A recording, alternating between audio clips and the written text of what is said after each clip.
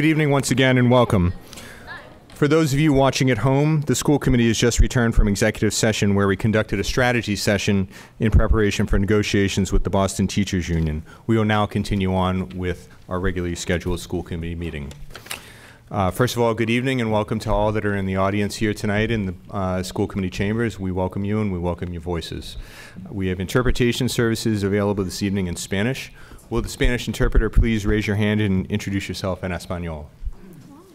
My name is Juan Bernal, we are Spanish and interpreting. Our interpreter services offered here. We have equipment outside if there's any need for equipment.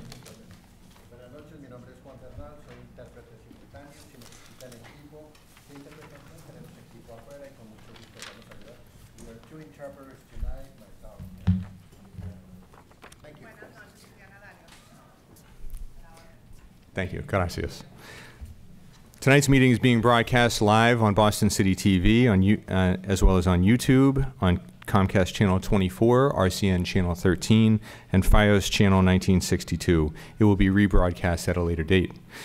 If you would like to speak this evening but have not yet signed up, please see our staff person, Ms. Lena Parvex, in the hallway. Sign up for both public comment periods will close at 6:30 p.m. this evening. Before we begin with comments, I want to recognize a couple of the elected officials in the audience this evening. We have Council President Andrea Campbell, a representative from Mattapan here. Welcome, Madam President. District 7 City Councilor Kim Janey, co-chair of the Education Committee on the City Council. And I believe I was told District 1 City Councilor Lydia Edwards is in the building as well, although I don't see her in the chamber currently. So welcome to all three councilors. So we'll begin with the approval of the minutes from the March 20th, 2019 budget hearing and school committee meeting. If these minutes are approved as presented, hard copies will be made available immediately in the hallway with the other handouts. If changes are made, you can access those minutes tomorrow on the BPS website. At this time, I'd like to entertain a motion to approve the March 2019 meetings as presented. Excuse me. So moved. Thank you, Dr. Coleman. Is there a second? Thank you, Ms. Robinson. Is there any discussion or objection to the motion? Is there any objection to approving the minutes by unanimous consent? Hearing none, the minutes are approved. We'll move on now to Interim Superintendent. The Interim Superintendent's report. I present to you our Interim Superintendent, Ms. Laura Perrill. Thank you, Chair Lecanto. Good evening, everyone. Thank you for joining us this evening. Later this evening, the school committee will vote. Sorry, not sure if the feedback's coming from me or not. Okay. Later this evening, the school committee will vote on the proposed fiscal year 2020 BPS budget. As I mentioned last week, the budget process is an ongoing conversation between central office and school communities that involves a great deal of problem solving between the time that we first introduced the budget in the first week of February and tonight's vote. We work closely with individual schools to help them meet the needs of the students they serve, and these discussions can result in additional supports for schools. Chief Financial Officer Eleanor Lawrence will provide more details later this evening, but it is important to note that since February 6th, when the budget was first introduced, 53 schools have received additional funding through this ongoing process to close and to help narrow some of the budget gaps based on student need and school context. I'd also like to highlight some key investments from this year's proposal. BPS will be investing $375,000 to ensure equitable access to next-generation standards-aligned science instruction in the elementary grades. The funding will also support professional development for teachers. This comes as BPS aims to improve the percentage of students scoring advanced and proficient in science on state assessments, and as the state accountability system begins putting the increased weight on science. But more importantly, beyond any tests or accountability, because robust science instruction and learning about our world is critical, particularly in the elementary grades 3 to 8. So that's something we really want to promote, and we're pleased to make that investment in the coming year. Starting next fall, all 6th grade students will take the test or be able to take the test for entrance into the exam schools. The Independent Student Entrance Exam, or ISEE, in their home schools during the school day. This is another important step forward for the district in expanding access and making it easier for more of our students to access the exam school entrance. Testing is traditionally held early in the morning on a Saturday in November at various locations, which has posed a barrier to access for students from lower socioeconomic backgrounds and, quite frankly, for students across the city. We're hopeful that this investment will make the prospect of taking the exam more appealing to more of our students and, in turn, make the student populations of our exam schools more reflective of the entire district's demographics. It is another investment in closing opportunity and achievement gaps for more of our students.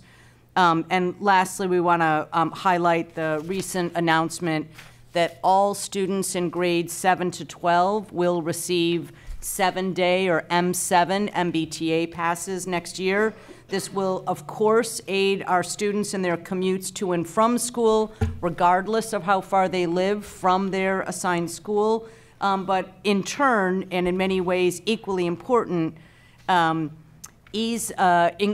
encourage access to the wealth of opportunities around our city, from internships to dual enrollment classes, the opportunity to explore other cities and towns, as well as the resources in our own city. So we're incredibly excited for this investment as well. And as I mentioned, Eleanor will provide more information on the funds allocated since the initial proposal a little bit later this evening. In other news, I wanted to share with both the school committee and the general public that BPS was notified yesterday that the district will undergo a district accountability review in the 2019-2020 school year, so next fall for the coming school year. This is a standard and statutory process that DESE undertakes each year through the Office of District Reviews and Monitoring from the Department of Elementary and Secondary Education. They conduct these reviews across the Commonwealth. This is part of a statutory requirement that DESE must fulfill each year. They are required to select up to 20 districts for review annually, and all Massachusetts districts are intended to periodically undergo this review process. BPS was last reviewed in this manner in 2009. Springfield was reviewed last school year, and Worcester the year before, so this coming school year will be Boston's turn. But at the same time, the review provides an assessment of district systems, enabling district leaders to reflect on progress, identify systemic challenges, and strengthen performance. So we look forward to working with DESE to plan for this review to make sure that it is both useful and productive, but also minimally invasive to the teaching and learning lives of our school communities, students, faculty, and staff. But we also will spend some time this spring and summer learning more about this process and its implications to strengthen our accountability and better serve students. Since we just learned of this yesterday, we'll have additional updates for the school committee after we've worked with DESE to develop a plan for the review process in fall 2019. Just a few final highlights from around the district. One is that many of you may have read or seen reports of last week's vandalism of a World War II memorial in South Boston. This is in addition to the defacing of the Boston Police Memorial in Mattapan. We are strongly opposed to all of such incidents of disrespect and defacing of all populations, but in this case, our veterans. Last Tuesday, however, there was a heartwarming anecdote when Perry K-8 teacher Judy Nee took her K-1 class on a field trip to the memorial not too far from their school in South Boston for a mini civics lesson for her young scholars. While there, news cameras happened to capture the class reciting the Pledge of Allegiance.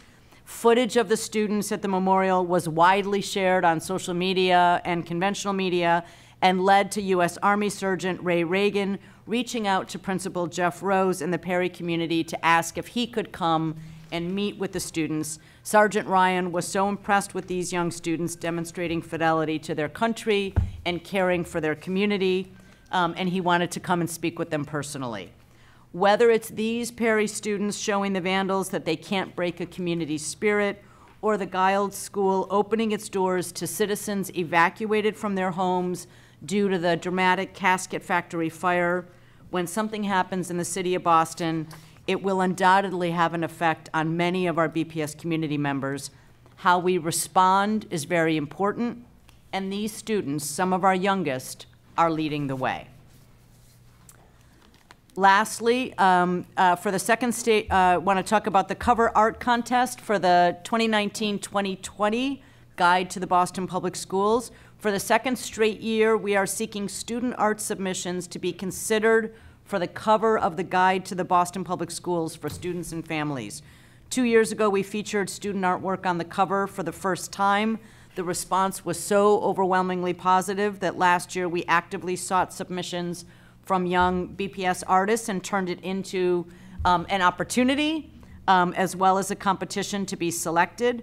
Our selection committee picked the top entries and opened voting to the BPS community.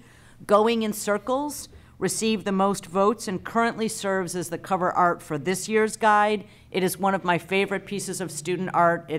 You can see how wonderfully colorful and appealing it is. We're always looking to display the talented work of our students, so please visit bostonpublicschools.org to submit student art. You'll see a button for the entry form right on our homepage, and the deadline to submit is April 30th. And with that, I will turn things back to you. Thank you, Chair Lecanto. Well, thank you, Interim Superintendent Perrill. And I'll note on the art item that you ended on, as well as we briefly mentioned last week in our report from Capitol Hill, a number of our representatives in Congress are currently looking for opportunities to decorate their new offices. And so Congresswoman Presley's office in particular has mentioned that the Congressional Art Competition is coming up, and they solicit children's art from schools across the nation. And so we'll be collecting the information about that art competition shortly from Congresswoman Presley's office, as well as soliciting additional art that we can send down and decorate her new office. With that, I know the superintendent has mentioned a number of items around pertaining to the budget tonight. I do want to note for my fellow members that we will return to a greater conversation on the budget when we reach the voting portion of this evening, but we do have public comment that will shortly follow this presentation from the superintendent, and so I want to just make sure that we reserve any comments or questions about the budget until that time. So with that, I want to open it up to members for questions or discussion. Yeah. Ms. Reyes. Good evening. I just have one quick question. I would love to hear more about the DESE review process and what that's like and what it entails, as well as like how the accountability part plays out. As well as like what the specific sections, like what they're looking at, pretty much. Yep. Hang on, that's in my other folder. So we're still just absorbing it since we just got the notice, but the district review process is separate from the accountability system. So the district review process is more of a both a data-driven but also an observational quality assessment that will lead to a final report that will be a public report that will be shared with the school committee and posted on websites with a set of recommendations, but it is not the same as a accountability report that says this must be done or that must be done. It is meant to assist districts in ongoing improvement efforts. There are 6 domains of leadership or 6 domains of district governance. So there's a set of information and data that is shared between the district and central office. It also involves school site visits so that they have an opportunity to interact with teachers, faculty, staff, students. The 6 domains are, wrong letter, sorry.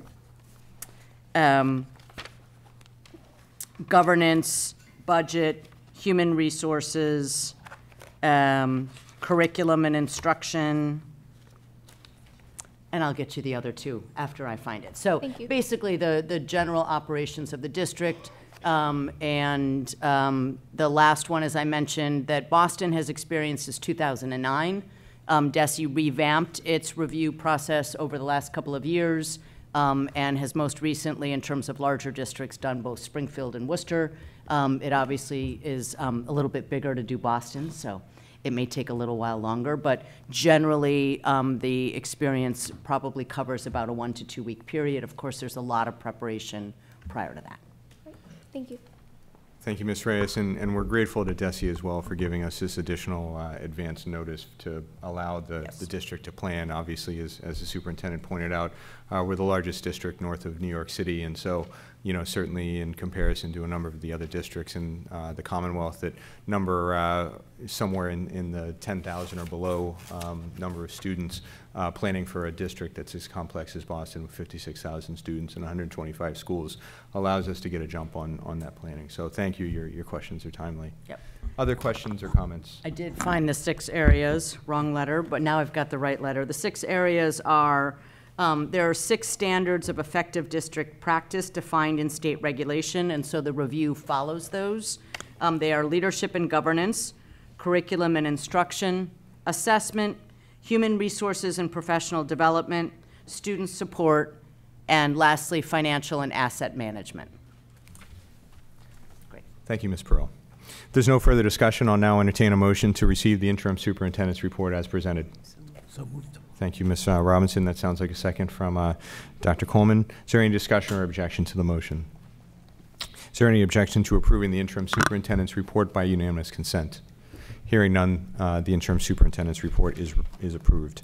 Excuse me. We'll move on now to public comment. Ms. Sullivan? Thank you, Mr. Lecanto. The public comment period is an opportunity for parents, students, and other concerned parties to make brief presentations to the school committee on pertinent school issues. Questions on specific school matters are not answered at this time, but are referred to the superintendent for a later response. Questions on specific policy matters are not answered at this time, but may be the subject of later discussion by the committee. Each speaker will have 3 minutes to speak, and I'll remind you when you have 30 seconds remaining. Those who require interpretation services will receive an additional 2 minutes. Speakers may not reassign their time to others. Large groups addressing the same topic are encouraged to consolidate their remarks or choose a spokesperson to provide testimony. Written testimony is appreciated and encouraged. Any signage must not prohibit the participation of others. Please state your name and affiliation before you begin. TV cameras will only record speakers who face the committee. We have 13 speakers this evening, and we'll begin with our elected officials and our students. Our first speaker is Counselor Andrea Campbell, and she'll be followed by Counselor Kim Janey. As Council President Campbell is approaching the speaker's podium, I just want to note for folks that we do have an extra camera in the audience tonight, a grad student from Emerson College who's recording tonight's proceedings. Councilor Campbell. Thank you. Thank you, Chairman Lecanto, members of the school committee, Interim Superintendent Peril. Thank you for having me tonight. My name is Andrea Campbell, and I'm the president of the Boston City Council. I'm also the District 4 counselor representing largely Dorchester and Mattapan, as well as small sections of Jamaica Plain and Rosendale. I'm truly proud to be here, but I hold many titles, but the most important one and the most I'm most proud of is mom to my son Alexander, who is 19 months old. It's for him and all the children in the city of Boston that I come before you tonight. Tonight you will take an important vote, as you already know, to vote to send a budget to the City Council for consideration. Last year, I was the sole vote on the council to reject the BPS budget because I felt it did not, Please. Because I felt I did not adequately address the needs of all BPS students.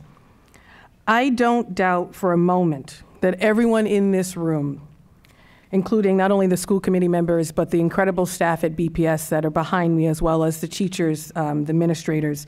I don't doubt that everyone in this room has the same objective, ensuring that every child in the city of Boston receives a quality education they are entitled to. I do believe that the system is broken, Boston is widely recognized as one of the best urban districts in the country. But I often wonder how we can celebrate when still so many of our students of color and students from economically disadvantaged communities are being left behind. Until those persistent gaps close, I don't feel we have earned the right, really, to boast of being the best in any category. I always want to respect the authority of your institution, the school committee, and the incredible responsibility that you each have. I'm here tonight simply to express the concerns that I have heard from residents in my district, as well as the larger BPS community, and hope that you too will grapple with these same issues as you consider tonight's proposed budget. Although our BPS budget is increasing by nearly $26 million, many of our schools are facing individual budget cuts, including schools in my district that serve largely students of color. For example, the Lee School, which is in District 4 in Dorchester, is losing almost $50,000, although the school has one of the most sought-after programs for students on the autism spectrum. The Taylor School in Mattapan, near where I live, it's right around the corner, is losing nearly $194,000. As we continue to have to do more to serve our English language learner students, the Sarah Greenwood, which is in Dorchester, which has a dual language program and a reputation of incredible parent engagement, is losing nearly $42,000. And the home school, nearly $377,000. All those are in my district. But there are also, of course, many other schools that are facing proposed cuts, including the Blackstone. We have enough money, I think, in the overall system, over $1 billion. But I always have to ask the question, where is the money being spent? I question why we're seeing cuts to these individual schools' programming as the overall school budget increases. And there might be some legitimate reasons for that. Sometimes I want to know more. Sometimes I think the public needs to know more in layman terms. I also am gravely concerned that the schools designated to receive students transitioning from the recent closings at West Roxbury and Urban Science Academy do not have the adequate supports they need to accept these additional students.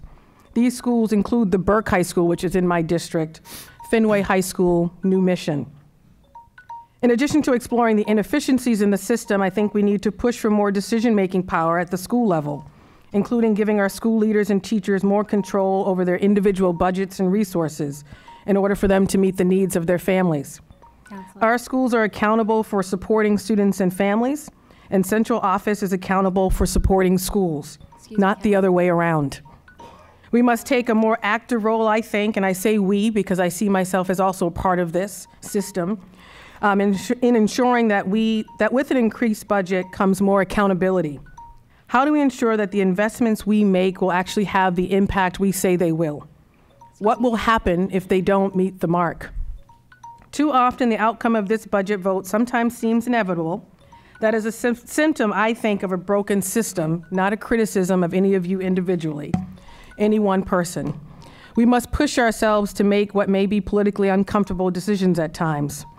But regardless of how you vote tonight, I hope you will seek answers to these questions and let these issues inform your position and that you'll grapple with them as well. Thank you for your continued commitment to the students and families in the city of Boston. These were just being mindful of the time limit. These were just some of the concerns I heard. I know that other colleagues, including Councilor Edwards and Councilor Janey, will also express some concerns as well. And I'm sure many of the others who will come before you in terms of public testimony. But again, thank you for the opportunity as usual. Thank you for the work that you do. It's not an easy job. Thank you as well, Superintendent. Look forward to working in partnership. Thank you. Thank you, Councilor. Our next speaker is Councilor Janey, and she'll be followed by Angel Castillo-Panera. Welcome, Councilor. Thank you so much. Good evening, Mr. Chair, School Committee, and Superintendent Perrell. My name is Kim Janey, and I have the honor and privilege of serving as a Boston City Councilor representing District 7, which is Roxbury South and Dorchester and Fenway. I am here to testify tonight for our schools, increased funding for our schools. But before I do that, I just want to give a shout out to the young people who are in this room who are demonstrating what it means to be good advocates for themselves.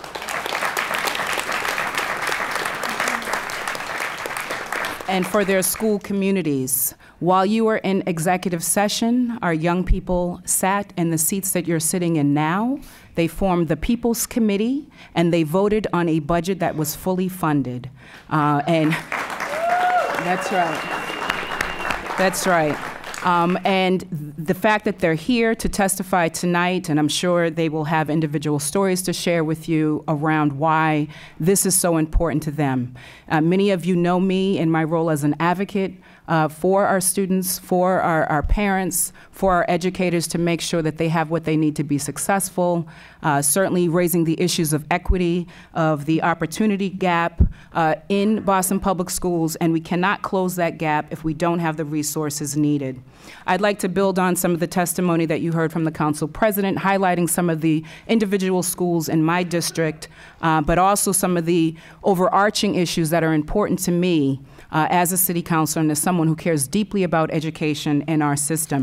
And just for your information, I also had a budget meeting today with the people down at City Hall, our CFO and her team around my budget priorities overall for the city, but education certainly was among them. I want to highlight and continue my advocacy around nurses and guidance counselors and social workers so that we have one in each school in our district. I think that is very important. I advocated last year for that, and I continue my advocacy for that this year. Universal pre-K, I know, is a goal of the city, of the mayor, of this body, the school committee, but I also think it's important that we guarantee seats for 4-year-olds. It's not enough to have universal preschool. We need to make sure that we are guaranteeing seats for 4-year-olds who want to attend Boston Public Schools. You guys have already had reports and data that show that when 4-year-olds are entering into Boston Public Schools, and even 3-year-olds, that they fare better than students who do not enter. And so if we are serious about closing the opportunity and achievement gaps, we need to make sure that those children have every opportunity to attend if their parents so choose. 20 seconds. Yes, you can clap for that. BPS and the arts, high school in particular. There has been strong advocacy. I know the Hyde Square Task Force and young people are advocating for arts, and I wholly support that. As the chair of the Arts Committee, as the vice chair of education, it is so critical that we are doing more. For the last 20 years, we have focused almost exclusively, not exclusively, but almost, it certainly feels like it, on testing and more testing, and at the expense of the arts. And so we've got to restore the arts in our schools, and I want to support the folks who are advocating for that. Madison Park, in my district, so important. We need to make sure that Madison Park Technical Vocational High School has the resources needed to be successful, and that is very important. And I also want to highlight Orchard Gardens. I think there are people here tonight who are going to testify tonight. You will hear from them. There are several issues with Orchard Gardens. One in particular are the needles on the school grounds and in the areas where our children are supposed to play. They cannot play safely if they have to worry about needles. So we need to make sure that there is extra staff at that building. It is unfair to our janitors at that building, to our teachers, and to our young people who go to school there every single day to have to navigate through needles. And so I want to see extra staff who will be there. And to wrap up, I just want to highlight some of the schools that are facing cuts in my district, including the Higginson-Lewis K-8, the Winthrop Elementary School, the Ellis Elementary School, the Dudley Street Neighborhood School, the Charter Elementary School, and the Hale Elementary School. They all, those cuts have to be restored. I understand this is a $1 billion budget. I understand that you know, you're trying to make best of a bad situation, but in a city like Boston, when we are a world-class city, certainly one of the most expensive cities, a city that is so attractive to so many people, not just tourists, but businesses that want to be here, we've got to find the resources to invest in our schools. Thank you so much. And I look forward to continued partnership and working with all of you to make sure we're doing all that we can to support our young people. Thank you. Thank you, Councilor. Thank you to both councilors.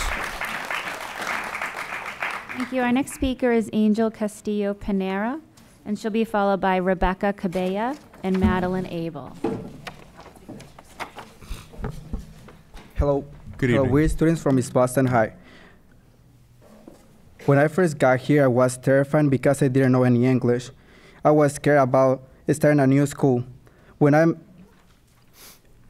Then I met so many teachers at Boston High that support me. I met my teacher that gave me the best skills. She was there for me when I needed it. She inspired me to be an educator for the future. Not knowing that she's leaving breaks my heart because the budget has been cut, because we don't have enough students. But why can't I have the person who inspired me? Why can't I have her back? Thank you. Thank you. Thank you, Mr. Castillo. Thank you.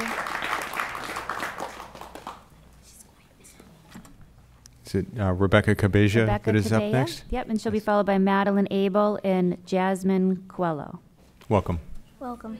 Good morning, everybody. My name is Rebecca, and I am a student in the Blackstone Elementary, and so are all these kids behind me tonight. We are here tonight to stand and fight for more better, equitable education for students in the BPS. So I know that many of my teachers and classmates have already shared their thoughts and concerns about our school with you at previous meetings, but I'm here only not to stand for my school, but for other people's schools, but for the schools that have lost funding. I am here to help carry this fight to the mayor and our state representatives to ensure all students in BPS are getting acceptable and fair education everywhere in Boston. So what does acceptable education look like? For starters, that's a building that has doors and walls in every classroom where students can focus on their learning and not be distracted. It's a place where students feel safe and don't have to worry about intruders. It's a place where every student is getting what he or she needs to be successful. It's a place where students are getting the learning support they need. What is fair? Most people believe fair is the same thing, but that's not accurate. When some people have more obstacles and barriers that make it harder for them to achieve their goals. At my school in BPS, 92% of our students fall into the high needs category. So fair would be students what they give. So our school needs intervention teachers to help us when we're struggling with reading and in math. We need counselors to help us when we go through hard, tragic things in our life. Fair is having cafeteria food you want to eat, so we're able to function in class. So I am in closing, I would like to ask you and your children going to a fair and acceptable school environment every day.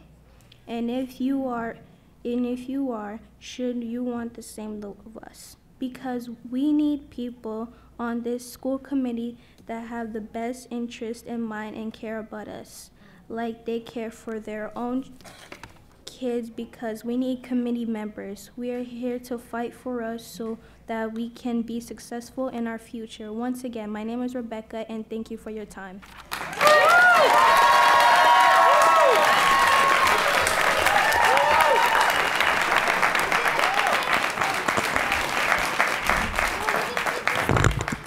Ms. Cabeja, Rebecca, I noticed you were reading off some written comments. Could you give us a copy of those as well so we can distribute those to all of the members? Thank you. Thank you again. Young lady. Hello, my name is Madeline Abel, and I'm a 5th grade student at the Blackstone. I love my school and my friends and my teachers, but every day I go to school and worry about my safety. So today, I'm here to inform you about my safety concerns and the danger the students at Blackstone face each day. This is because most of our classrooms do not have doors or walls. Because of this, we are unprotected and if an intruder walked into the building to hurt us. Take a moment to please and picture this. We're in our classroom learning and an intruder comes into our building. We immediately go into containment mode, a drill we have practiced several times within our school. It's when the teachers turn off their lights in the classroom and find a corner in the room and try to hide. But there's one problem. We can't hide. Many of our classrooms have no door to lock to keep an intruder out and no walls to hide behind. We can easily be seen at the top stairs. We are sitting ducks. Intruder drills are always scary, but imagine how much more scared my classmates and I feel when all we have to hide behind is a shower curtain. If we are to learn in a safe environment, then we need to have doors and walls in every classroom. With all the school shootings that have happened in our nation, I'm not sure why BPS has not made this a priority. Kids should not have to worry about their safety at their school. BPS, isn't this your job, to provide all students of Boston with a safe learning environment that feels and is safe? In closing, I want to quote an author we all know very well, Dr. Seuss. Unless someone like you cares a whole awful lot, nothing is going to get better. It's not. Once again, my name is Madeline Grace Abel, and thank you for taking the time to listen to me, and I hope you make this a priority, and my school will have the doors and walls by next year.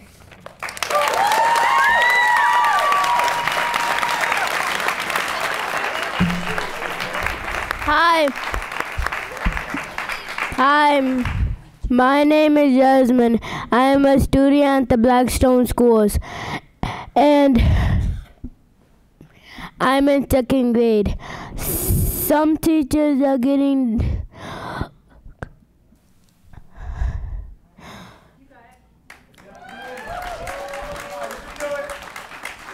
fired for doing their job not good. So sometimes when I have my teacher and and all the other students, what do we need to help our school? We need to help our school by doing good and being clean. So, thank you.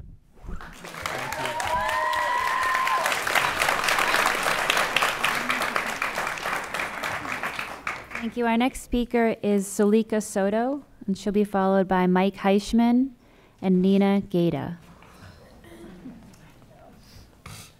Ms. Soto, hi, welcome. Thank you.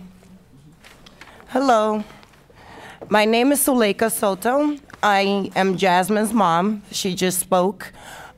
She goes to the Blackstone. She's been in the Blackstone for the past 5 years. My older daughter, Michaela, who's in the 5th grade, she also spoke before you guys. She's been in the Blackstone for the past 7 years. Michaela has had some opportunities that Jasmine, unfortunately, would not be able to have due to these budget cuts. She was able to learn how to swim. Her younger sister does not know how to swim, although they go to the same school and they've had the same teachers. Jasmine has an IEP. She needs a lot of support and has needed a lot of support throughout the years. This has been the first year that she has gotten all the support in an IEP that meets her needs. Unfortunately, due to the budget cuts and what's going to happen at the Blackstone, a lot of the teachers that work directly with Jasmine are going to be cut. Therefore, all the progress that has been made this year can regress. It's not fair that Jasmine or Michaela, being in the South End, a place where there's so much money, in the city of Boston, which is known for having, having the best schools, for people all over this country want people to come and educate themselves here in Boston. What about the Boston kids? That's right. These kids, they need to have the same opportunities. They need to be able to get those jobs that are bringing all these opportunities to the city of Boston. They won't be able to do it unless they are able to be competitive with all those other people that are getting the education that they need. I ask you, as a parent who's going to be directly affected with a child that's going to be directly affected by these budget cuts, we need that money. We need more money. The kids need the support. They need to be safe. They need to be healthy. They need to have an excellent education. This budget is not doing that. Please do your jobs. Please. Thank you.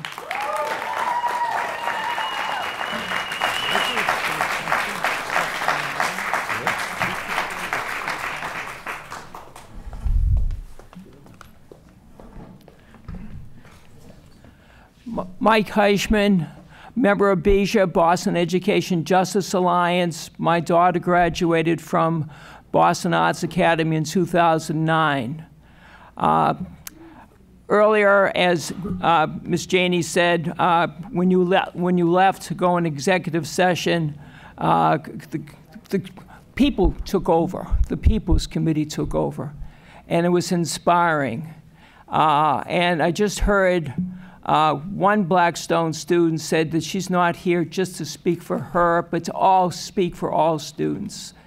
It would be nice if I could address you as people who I believe are here to represent all students, but unfortunately, I know from past experience, from history, that that is never the case, and it's certainly not true with this year's budget. $23 million. Well, you know what inflation is? My God, this is an austerity budget. This is a painful budget. People are going to be hurt, and you're going to do it. I agree with the Pope. We need to build bridges, not walls.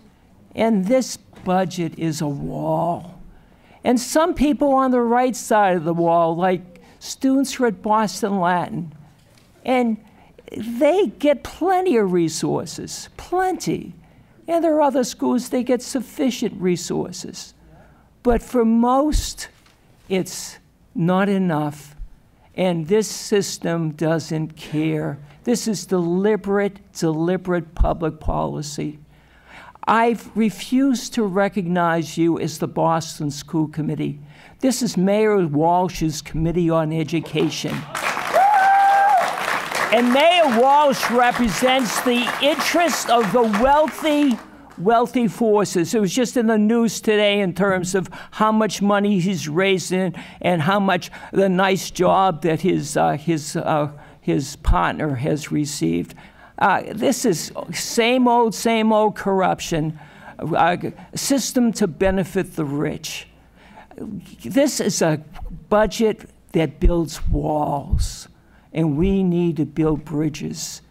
Now, in the past, I have asked members of the Mayor's Committee on Education to vote against this.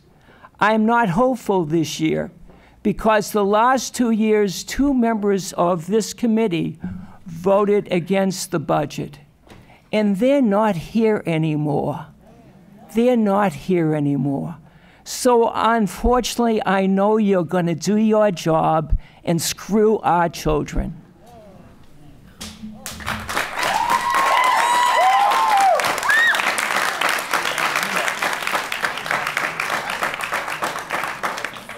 Next, we'll hear from Nina Gaeta, followed by Bobby Jenkins and Lisa Ronga.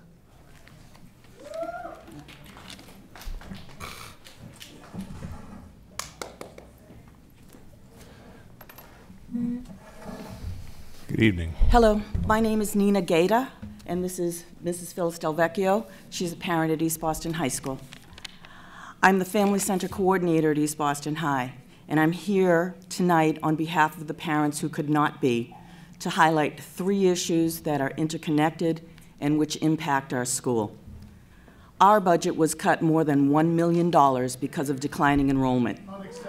The per pupil formula our budget is based on means 13 teachers and other staff will be cut. This means less special education classroom help, fewer teachers for sheltered English immersion classes, most classes pushed to maximum sizes, and fewer electives and activities. Our enrollment is declining because our families can no longer afford to live in East Boston. This enrollment decline and the budget cut should not penalize the students who are able to stay at the high school. We want the Boston Public Schools to allow us to keep our budget at a level that will not harm the students, but will enrich them. Eastie was fully and unconditionally accredited last year, which is quite an achievement. We met nearly all goals set for us by the city and the state. So aren't these students worth the money? The proposed cut is a slide backward from all the gains that we've made. We've also had to deal with a lack of middle school seats in East Boston, which forces families to be assigned to schools for which there is an illusion of choice but not really if there are no schools within your neighborhood, or seek refuge in charter schools or private schools. These families leave the BPS and don't return. We asked the school department to accelerate conversions of elementary schools in East Boston to include grade 6 and to allow East Boston High to convert to grade 7 through 12 by the start of school year 2020. The third issue is something you as a school committee really have no control over, but you have to address it.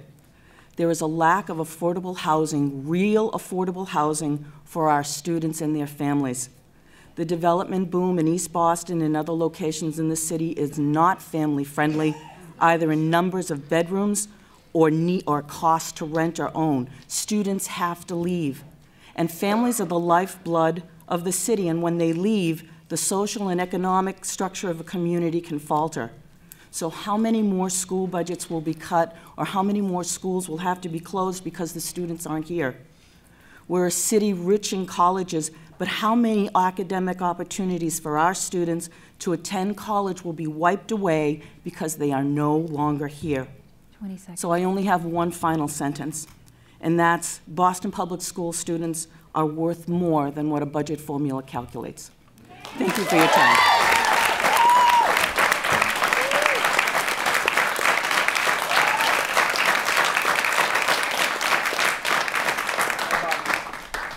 Thank you. Our next speaker is Mr. Jenkins, and he'll be followed by Lisa Ronga and Susan Crucius. Good evening. Good evening, school committee members, Interim Superintendent Perel, and Michael Lecanto. I'm here again as always. I represent a number of schools. Madison Park, my alma mater. I've been here finally. Madison has a balanced budget this year, and our new food truck is up and running. We have the best culinary arts program in the state. But once again, Madison needs to be separate because it's a unique school. The main thing that would make Madison more attractive will be an admissions policy. That's number one. Number two, I volunteer at the Pauline Shaw School, which is where through Generations Incorporated, where we're in a number of schools teaching literacy and reading. Under the proposed budget, we will not be there next year, which is very disheartening for the simple fact that when I first started, I have a third grader who could not read or write. Well, when I come in there now every day, this young man runs to me, and he runs to get started on me to start his lesson plans. That will not happen next year, unfortunately. Also, I work very closely at the Rafael Hernandez, where I'm around the school that has when you look at the tail of two schools, the Rafael Hernandez after school program has been around for many years, over 20 years. It's one of the best bilingual schools. I said, it has a lot of programs. Wish that if all our schools were like the Rafael Hernandez in other schools, we would not have this problem. My other point will be right now is around budgeting. The pilot tax and pay in lieu of taxes. The mayor needs to put pressure on local universities and hospitals to pay their fair share tax. Right now, there is $77 million that could be added to revenue that would definitely you wouldn't have a deficit in the school budget, as well as you would have affordable housing, affordable taxes. You would have all these other agencies that would be able to get off of this money.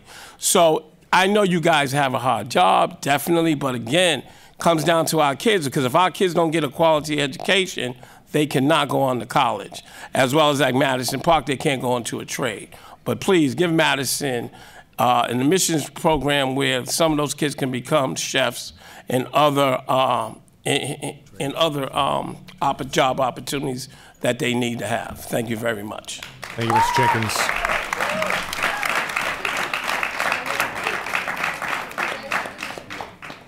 After Ms. Ronga, we'll hear from Susanna Cruces and Domingos de Rosa.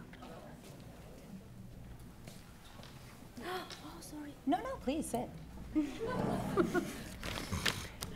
Hola. Hola. Good evening, member of the committee members. My name is Lisa Ranga, and I teach first grade at the Blackstone. Thank you for the time to speak my truth. I ask that for the duration of my testimony, you could refrain from being on your phones or computers. These words are very important to me. This is really hard. It's hard to speak in front of all these people. It's hard to know that it's going to be on television. But the hardest part of these meetings is actually coming to this building with its state-of-the-art technology, very comfortable chairs. And it's hard to compare that to the physical state of the Blackstone. It's hard to have you look down on me from this figurative and literal throne of power and beg. That is what I'm here to do, beg. Beg you for the money that we have to ensure that students get what they need. And I'm here for one last pretty please. Do the right thing. I don't have to tell you all the reasons that the Blackstone can't afford to lose this money. Dozens of students, families, and educators have been coming to these meetings for months, and I don't have to repeat what they've already said. Funding for BPS has to be better. It just has to be. Public education is this thing we all get. And, not everybody has adequate housing or enough food, but we all get to go to school. And so school should be the great equalizer. But if money is continuously cut from high-need schools, then inequality will always stay with us. Help these kids. Help them overcome a learning disability with the help of a special education teacher. Help them overcome trauma with the help of a counselor. Help them use a public education to be a successful adult. Prove to them that BPS helps more than just a select few well-connected students at a select few well-connected schools. Prove to them that in Massachusetts, the suburbs are not the only place to get a well-funded school. And lastly, help them believe that there are adults in their community who care about more than just themselves. Thank you and good night.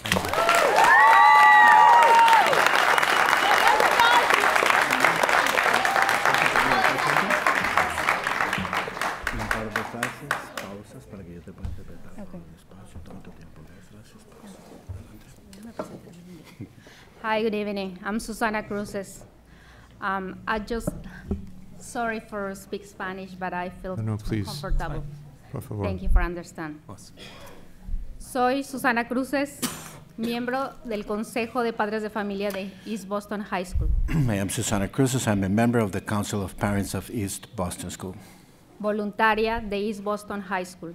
I'm a volunteer for the East Boston High School. Madre de un estudiante de East Boston High School. I am a mother of a student at the East Boston High School. No necesito hablarles acerca de la gentrificación en East Boston. I do not need to talk about gentrification in East Boston. Ustedes lo saben muy bien. You well know that. Pero aún quedamos familias que estamos luchando por la comunidad de East Boston. Even though there are some remaining families that are still fighting for the communities in East Boston. Como voluntaria, puedo decirles que hay familias que trabajan 2 o 3 jornadas para pagar solamente la renta. As a volunteer, I can tell you there are families working 2 to 3 shifts just to be able to afford the rent. Las familias que quedamos, las familias que trabajamos para pagar solo la renta, queremos y luchamos por nuestra escuela. So these families that work very hard just to be able to afford the rent, we are fighting for our schools. Sabemos que ustedes no pueden hacer nada por las familias que se van. We know very well that you cannot do that much for the families that are living. Pero pueden hacer algo por las familias que estamos luchando por la comunidad y por nuestras escuelas. But you can do something for the communities that are fighting for our communities and for our schools. Gracias. Thank you. Gracias por escuchar. Thank you for hearing me.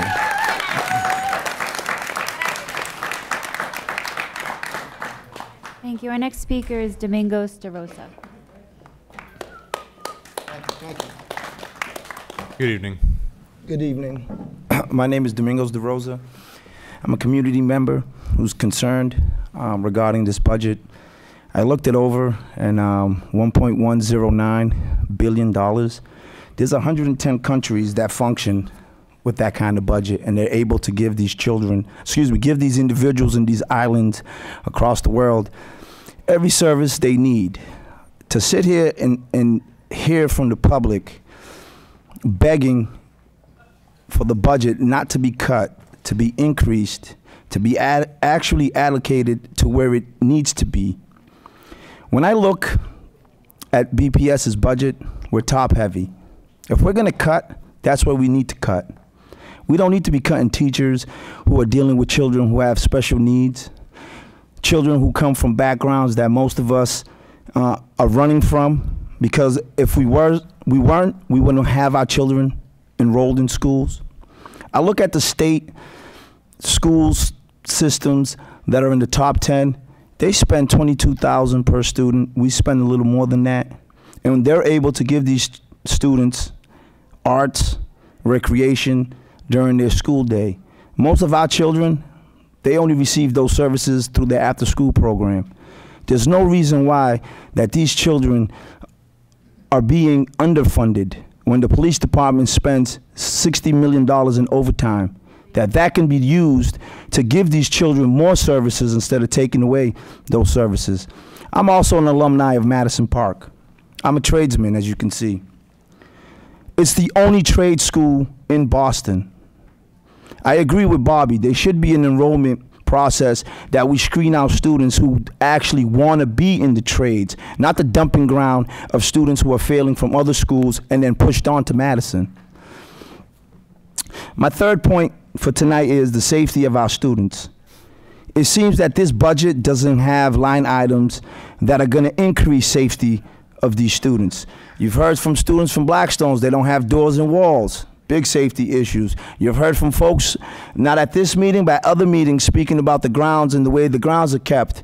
Our schools are flooded with needles in the lower end of Roxbury, the south end, and we don't see any changes happening. We keep seeing this budget get cut, but we're not seeing anyone at the top be affected. We're only seeing people down at the school levels. Us as a community are tired of being shortchanged. It's time for this committee to actually do what your sign says. Focus on the children that you service, not the individuals who are stakeholders in your budget. The mayor and his staff are all part of line items in the city of Boston. We can read that, we can see that. But at the top of all this is the children that you don't see, the countless students who come through Boston Public, and at the end of it, including myself, we leave with a third grade education after 12 years of being in part of the system. We ask that you increase the budget, allocate the money adequately to who needs it and what schools physically needs it, because there are schools who have quite a good reputation, but they're overfunded. I appreciate your time. You guys have a good night. Thank you, Mr. Johnson. Thank you. Mr. LaConta, that concludes our speakers for public comment. Well, thank you, Ms. Sullivan, and thank you once again to everyone who has come out to testify this evening, as well as all that have come out to testify throughout budget season. We've met on several occasions, either in school committee meetings or in budget hearings since the beginning of February, and we've heard your testimony. We've received your emails, and we appreciate you adding your voice to the budget process. So we'll move on now to our first action item of the meeting this evening, which is the consent calendar. And that consists of grants for approval totaling $171,608 and 3 international travel requests. So I'd like to turn it over now to the interim superintendent for any final comments. No final comments on these fairly straightforward series of grants. This is field trip season heading into April school vacation, so there are 3 field trips noted. Well, thank you very much. Are there questions from the committee or discussion? Well, hearing none, I'll entertain a motion. Pardon me, Vice Chair Oliver Davila. Sorry, Chair. I just had a quick question about the financial literacy grant. I know it's not a lot of money, but I was curious if there is an opportunity for other schools to partake. I was trying to read who the funding source is, and if it's something that can be used across our schools. Yes, good evening. It is a competitive grant, my understanding, and I can get back to you with more information, but it is one financial literacy company. It's one person that comes out and does financial training with these schools. So it is a competitive grant that can be So then the school actually wrote the grant, not? The school wrote the grant. The school wrote it. And is there a way to let all the other schools know about this opportunity so they could apply? Or is there a way for central office to also help schools to get? Let me get back to you with more information, but I think this is something that's competitive for all schools, so we can have more schools apply. So we can advertise it out to every school. Great. And what was the $30 for? The 30. I was just curious. The $30 was small amount. So we got every year in the middle of the year we get increases to Title I, Title II, and IDA sometimes because the state sets aside funds for new or expanding charter schools, or there may be districts that don't claim their full amount. So if there's any unallocated money in the middle of the year, they distribute it to the other participating districts. So this actually went at the last school committee meeting, and we had a slight typo. We missed $30. So we just had to come back for the additional 30. I was just curious. Thank you. Thank you, Ms. Devlin. And Ms. Giant, when you do come back with further information for the committee on the financial literacy grant, if there are other similar organizations that are providing that type of service across the district, I think we'd all be interested in finding out what those what organizations do provide that service, and if we can find ways to exploit that and increase funding for it. Sure. Thank you. Mr. O'Neill. Just one quick question, probably more for the superintendent. And when I look at the international travel, I'm actually really pleased to see at least 2 schools on here that I have not traditionally seen doing international travel. And so I'm delighted to see that. And as I was last meeting when there was a middle school on there and a K-8 school, again, which is something we haven't seen as much. It's a global economy. It's important for our students to be able to do trips like this. And so I am wondering who is now coordinating this work on the district side? And do we anticipate this year that at springtime there'll be more students traveling in the past in the aggregate? Do we know yet? We did just approve, or you all approved another series of trips 2 weeks ago. So this is the busy time. Inside of the asset department, the World Education position is currently vacant, so the function is being supported by existing staff members. And a lot of the energy and the organization of these field trips, as you know, comes out at the school-based level. But teachers, yes, right. There is teachers, administrators, and for quite some time, though, Boston, over the last 2 to 3 years, has really been bolstering its field trip opportunities. So even though the position is currently vacant, the momentum is there, and yes, we are seeing a more diverse range of schools participating. So I applaud the continuation of expanding those opportunities for all of our youth, and I applaud pushing them into the middle schools as well as the high schools that have traditionally not been represented on international travel. So keep up the good work. Thank you, Mr. O'Neill. Are there further questions or comments from the committee? Hearing none, I will entertain a motion to approve the consent calendar as presented. So moved. Thank you, Mr. O'Neill. Is there a second? Thank you, Dr. Coleman. Is there any discussion or objection to this motion? Is there any objection to approving the consent calendar by unanimous consent? Hearing none, the consent calendar is approved. Move on now to our next action item this evening, which is approval of the interim superintendent's final FY20 budget proposal in the amount of $1,138,507,032. You will recall that at our last meeting, BPS Chief Financial Officer Eleanor Lawrence and Deputy CFO Nate Cooter presented the interim superintendent's final FY20 budget proposal, which includes an additional $3.2 million over the preliminary proposal that was presented to this body on February 6th to further support schools with declining enrollments and in need of academic improvement. I notice our CFO, Ms. Lawrence, has joined us, as well as Budget Director David Bloom, and I will turn it over now to Interim Superintendent Burrill for final comments and a brief presentation from Mr. Bloom and Ms. Lawrence. Great. Thank you, Chair Lecanto. So this evening, the district puts forth our final fiscal year 2020 budget proposal of $1.139 billion. Since our initial budget proposal in February, there have been a few changes to the City of Boston's allocation to BPS for FY20. Mayor Walsh recently announced that all BPS students, 7th to 12th graders, will receive MBTA M7 passes, allowing them to ride the MBTA for free 7 days a week, beginning in the 1920 school year.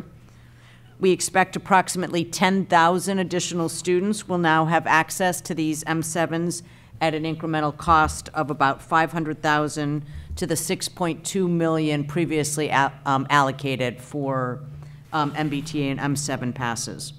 This additional investment in M7s is not fully reflected in the budget, as final details of the agreement with the MBTA are still under discussion.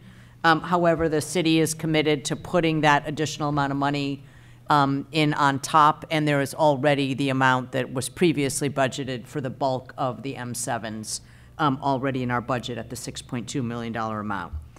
For individual school budgets, the district has allocated additional soft landing funds to 24 schools since our initial proposal in February, with the largest amounts given to the schools with the largest budgetary impacts. Many of the schools you heard referenced tonight.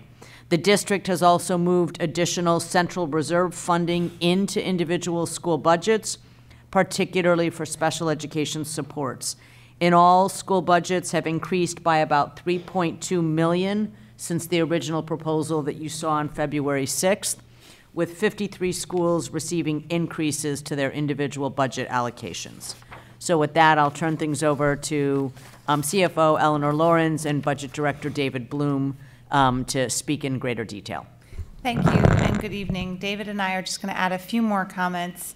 The $1.3 billion budget that we have presented to you represents a 2.4% increase over last year's approved budget. I will state again, this is before the cost of collective bargaining with the BTU, so this amount will go up when we reach an agreement with the BTU, and the $26 million increase does not reflect cost of living or inflation for teachers, our single biggest line item. I'll also remind you that in the budget, 89% of the funds go to school budgets, 5.4% funds our central office, and 5.3% funds services for non-BPS students. I made a comment similar when we first sat in front of you on February 6th, which is that I think we're all here because we all want more for our students. And I listened with a lot of heart and sympathy to our testimony tonight from students and parents and community members. We are doing, I hope, better and better every year in how we divvy up the pie and making sure that we are equitable and transparent, and we're coming together as a community to fight for more in our efforts at the state level in particular. So David and I were going to speak very briefly tonight on two other ways that we support schools, soft landings and the distribution of reserves. I'll start briefly touching on soft landings. This has been something we put in place as a direct result of feedback from the school committee and testimony that we've heard from community members over the last 3 years. WSF began in Boston about 8 years ago, and what we heard from the community was it's creating too much instability for our schools. And so each of the last few years we've made changes to try to be responsive to that feedback. Two of the elements we have, first, we have an across-the-board formulaic, what we call soft landing. And to try to put that in layman's terms, what that means is if you're a school whose budget is going down, the school district fully absorbs the first 2%.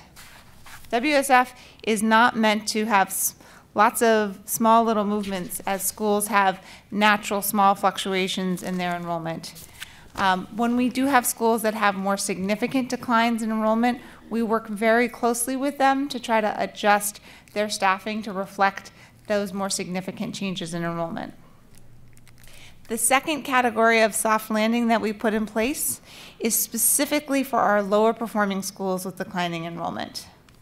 We've talked about that was a reserve for $1.3 million. David, our budget director, works very closely with our academic superintendents. That one starts with a rules-based formula, and we say, how would we spend the money if we did it formulaically? But then we bring in the voice of our academic superintendents, who are the direct supervisors of school leaders, and we let them be the voice for schools. We take applications from school leaders where they can talk about what's going on in their school. We add a human element to it beyond the formulas as we distribute those funds. Sorry, we're getting some feedback. Those are our two primary and largest mechanisms that we've put in place to support schools that might have declining budgets. I'm going to ask David now to talk about our partnership with schools that takes place over the course of the year with our reserves. As we've discussed at a number of occasions during the budget process, we have a series of reserves in our budget each year. These reserves are not general undesignated reserves, but reserves for specific purposes.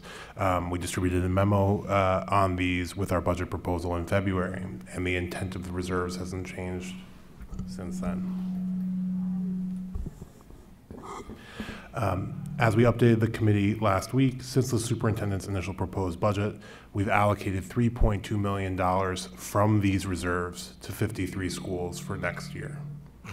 These funds are primarily related to three things: soft landings, the transition of students from the West Roxbury complex, and special education supports. Each year, though, we also distribute funds out of reserves after the school committee approves the budget. For instance, for the FY19 budget, the current year, after the school committee vote last year and through today, we've allocated $6.9 million to 68 schools from reserves. These reserves are primarily allocated for changes in enrollment. Just so you're a little more familiar with the process that happens, we actually start basically next week, reviewing the student assignment data that comes out of the rounds to see if there are errors in our enrollment projections that we can correct through the spring and summer, so that we're not waiting until students arrive in the fall to make adjustments that are required in school budgets. Once school opens, we've started the process of enrollment reconciliation that allocates funds to schools with increased enrollment beyond what we've adjusted in the spring and summer. Finally, over the course of the year, we assign additional staff to schools when we see student needs change based on late arriving students. So those three things together, plus a couple other smaller things, has arrived at $6.9 million to 68 schools since the vote last year. In the superintendent's final FY20 budget proposal, we currently have $5.7 million in reserves, specifically designated to be allocated to schools over the course of the spring, summer, and upcoming school year for the same set of purposes. Well, thank you, Ms. Lawrence and Mr. Bloom. I really appreciate you providing some additional clarification this evening. As you know, a number of members have asked for a refresher, if you will, on soft landing, the definition of that term, and how those soft landings are used by the district strategically throughout the budget season to address the core needs of our schools, and in particular, as you've noted in the past, the needs of our lower performing schools that are experiencing some sort of effects of enrollment declines. And Mr. Bloom, with respect to what you've talked about, what that really brings us back to is a request of Ms. Robinson last budget season for a reference point, if you will, that we can have as we move into each new fiscal year and into the new academic year, to understand how the budget that we approve turns into real-world effects, if you will, with the schools across our district as enrollments change, as enrollments grow or decline with respect to the estimated enrollment that we have to build our budget upon at this time. So it's appreciated that you're able to give us that context, and I think as CFO Lawrence and I have talked, I think it'll be beneficial for us as a community as well as a body going forward to have a regular update of that nature, probably sometime mid to late fall, once our enrollments have settled into the schools, and we can have a better snapshot of how we've allocated our funds across the district and liquidated those reserves to best resource our schools in the district. So as consistent with each year with the budget votes, I want to go around twice with the school committee. First, to make sure that every member has a chance to ask a question or a series of questions that they might have remaining with respect to the budget proposal that we have before us this evening. And remember, the vote that we're taking this evening is on the budget that has been revised as of March 20th, the revision that was provided to us at the last school committee meeting, and a yes vote would approve that budget as revised on March 20th. A no vote would allow the district to proceed into the general budget season with the City Council with the originally proposed budget that was given to us on February 6th. So just as a reminder for everyone here that is going to be voting tonight, as well as folks that are following along, that is how the budget vote works. So we'll take a moment to go around and allow members to ask questions before we move on to that vote, and then we'll go around once again if members have further comments relative to the vote that we'll be ready to take in just a few moments. So I'll start with questions. Mr. O'Neill. Thank you, Mr. Chair. I have two questions, and first of all, thank you to the entire finance team for the work that you have done, and I'm sure there were many more in back that have worked on this. Mr. Bloom, I just want to make sure I heard you properly in the last comment you made. Did you say there is still $5.7 million in reserves to be allocated over the course of the spring? It will be over the course of the spring through the winter primarily. Okay. So and you and the second part, I believe, of what you said is you envision following the process that you had followed to date? Yes. So that would mean more for the schools that saw declines, and particularly for the lower performing schools that saw declines? Correct me if I'm wrong. So that's going to be consistent with our mid-year enrollment review process. So that's driven primarily on discrepancies between enrollment projection and the actual enrollment. Okay, great. So if for schools who have been concerned about their enrollment projections, yes, if the actual enrollment comes in higher, there would be more funding to those schools. That's correct. Thank you. And second, we're all deeply concerned about at least the initial proposals at the federal level that have been made by the executive branch, though they are most likely dead on arrival at Congress. What happens, Ms. Lawrence, if you could help us out with, for example, if, and I know this year the figures are that Boston's students of poverty went down 6.4%, and the national average, I believe, went down 5.2%, I believe we learned, right? So, in fact, our poverty numbers fell slightly more than the national average, and what that means to people is in the formula that is used for Title I funding to us, we will probably get a little bit less than we would have gotten if we had stayed level with the national average. So when because it's based upon total students, and correct me if I'm wrong, Ms. Lawrence, total students in the, I think it's 5 to 17 age range, and then also students of poverty in that age range.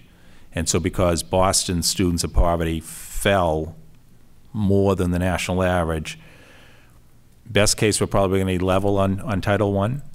That's correct. Our initial forecast for our major entitlement funds came, we forecasted as flat, just as you said. Okay. And I know you're an active member of the Council of Great City fighting, Schools. yep.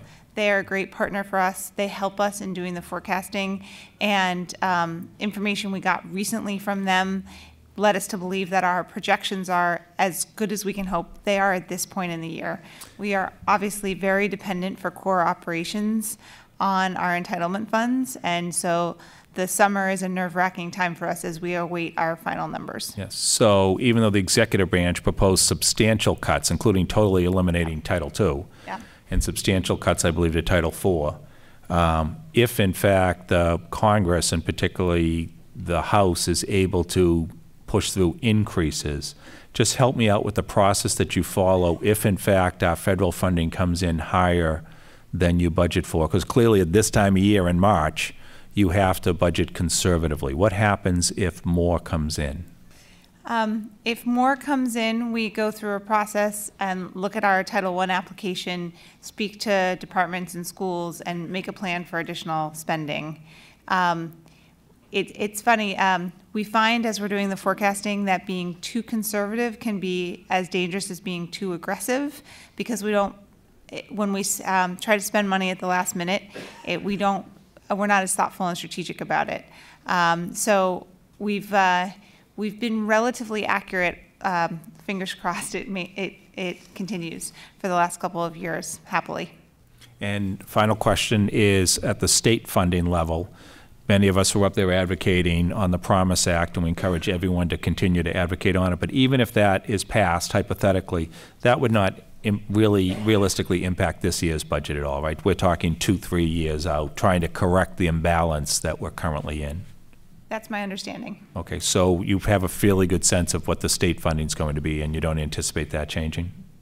Well, the city protects us from that in large degree. So they are a buffer to us, and they enable greater stability in the BPS budget. So I can't speak on behalf of the city finance teams, although I suppose there are things could get so extreme that it could have an implication for BPS, but for the most part, the city provides a buffer both with funds that go from the state to the city and then from the city to BPS. So a key variable from what we're potentially approving tonight is more what happens at the federal level. That has the potential to dramatically swing positive or negative what has been proposed to a certain extent, right? Even though I know this is the general budget, et cetera. It couldn't swing too dramatically because the federal legislation puts caps on how much Title I, for instance, can move in any one given year. Okay, great. Thank you. Thank you for your questions, Mr. O'Neill. Ms. Robinson. Yes. Again, thank you very much for all of your hard work through this. I know how tough a job this is. I have a couple of questions. You said that over the past year, you've given back $6.9 million. My question is, how does that compare to what was taken away? And I guess I would want to understand with the individual soft landings, the distribution of the reserves in this. If we went back to the original budget and the original cuts that went to schools, did we give most of it back again or less? You know, what was sort of the percentage that came back? So I can say that in total, our spending on schools has gone up dramatically every year. And we have had, at the same time, unfortunately, in the current school year, a decline in enrollment. So we are spending more on schools, and at an even faster pace, we are increasing our per pupil spending. What we're trying to do, and we're not perfect at it, but what we're trying to do and do a little bit better every year is work with schools so that their budgets and their staff can reflect enrollment shifts. So even though we are increasing how much we spend on schools, and even though our per pupil rate is going up even faster, we have neighborhoods and schools that are going through significant enrollment shifts. And so you've heard us say this before, but our focus is always on trying to help the schools so that if there's a classroom that's not needed anymore because there aren't enough students there, that's the type of changes we're making to the budget, rather than on what people might call the extras. And that's always our goal. It's hard to measure, but that's what we endeavor to do. Okay. You sort of didn't answer the question. So if you add up, if you add up the total changes, it's an investment. If you added up only the schools that had reductions in their budget, no, our soft landings would not fully offset it. But what we're trying to do is put those soft landings and the distribution of reserves in areas where they can be most impactful, either that we're finding schools that need them because of performance challenges, schools that have taken some of the biggest hits, and schools that need the most help maintaining the extras while they are going through enrollment shifts. Because some of the amounts that we lose, 42,000, et cetera, seem to be small. I mean, when you get into 100,000 or more, it's critical in trying to understand with enrollment how you do that so it doesn't impact. But Yeah. You know, and maybe it's unfair what we hear sometimes in terms of the actual impact to a school's program. And so the question is, how do we not disrupt programming that is doing well because of these changing issues? Because if you lose a person and then halfway through you get another person, it's a disruption. And so my question is, how do we keep the quality of education and programs that are improving outcomes going as we try to deal with the budget at the same time? It's a challenge, definitely, and I think one of the things that's difficult as we have this conversation publicly is there are some schools that have a $100,000 cut, quote unquote, where actually their experience is much more positive than a school that might have a $40,000 cut. And I'm thinking of a school, for example, that had a classroom that was low enrolled, that where, like, through vacancy, essentially, that classroom can close. They're not actually losing any staff because they're able to adjust through vacancy, right? And their net budget. So if you look at all of the discretionary services and supports at the school is going up, despite the fact that when you look at the tables, there's a sort of red line on their budget that says their budget's going down. Versus there might be a school that has a $15,000 or $20,000 reduction, and through their enrollment, they're not able to consolidate and adjust for that. When Eleanor was speaking about our soft landing process, the reason why we take applications from schools and work with academic superintendents is what we find is sometimes I actually get emails back from schools that say you are sort of technically eligible for additional soft landing, and the principal will write me back and say, I don't think you're right. Like, we're actually better off than we were last year. And so what that allows us to do then is reallocate funds and redistribute funds towards the schools that are most impacted, even if they have the same sort of on paper cut. And while that doesn't mean that all of the problems go away, it does help us make sure that we're focusing our funds on the schools that are hardest hit. Okay, thank you. Thank you, Ms. Robinson. Thank you, Mr. Bloom. Are there any further questions before we move on to general comments on the vote? Thank you. I do want to open it up now to our members to say any final words before we move to a vote. Ms. Robinson, would you like to continue? Yes. So I think I've said this before. There are a couple of phrases. Declining enrollments in need of academic improvement basically define all of our schools. And so the majority of our schools.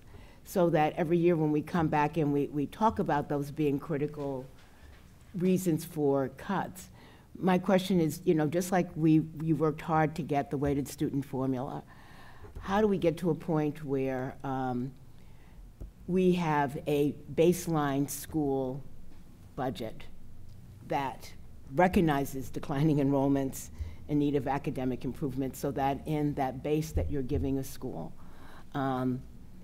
it doesn't penalize them for these factors, which they can't necessarily always do anything about. They are factors of life.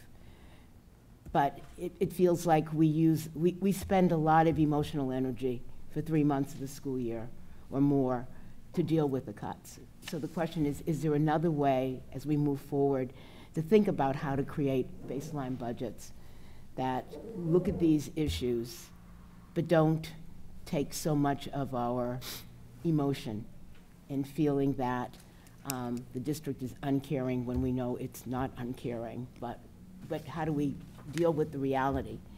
I'm sure you all have projections over the next decade of what the city's going to look like, and we know that we're not the only district in the country that is facing declining enrollments, but because of the students that we educate, the cost of that education is going to go up, and it's going to be needed. We need more teachers, more resources, et cetera.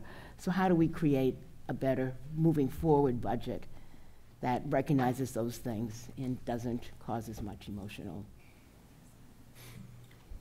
Well, thank you, Ms.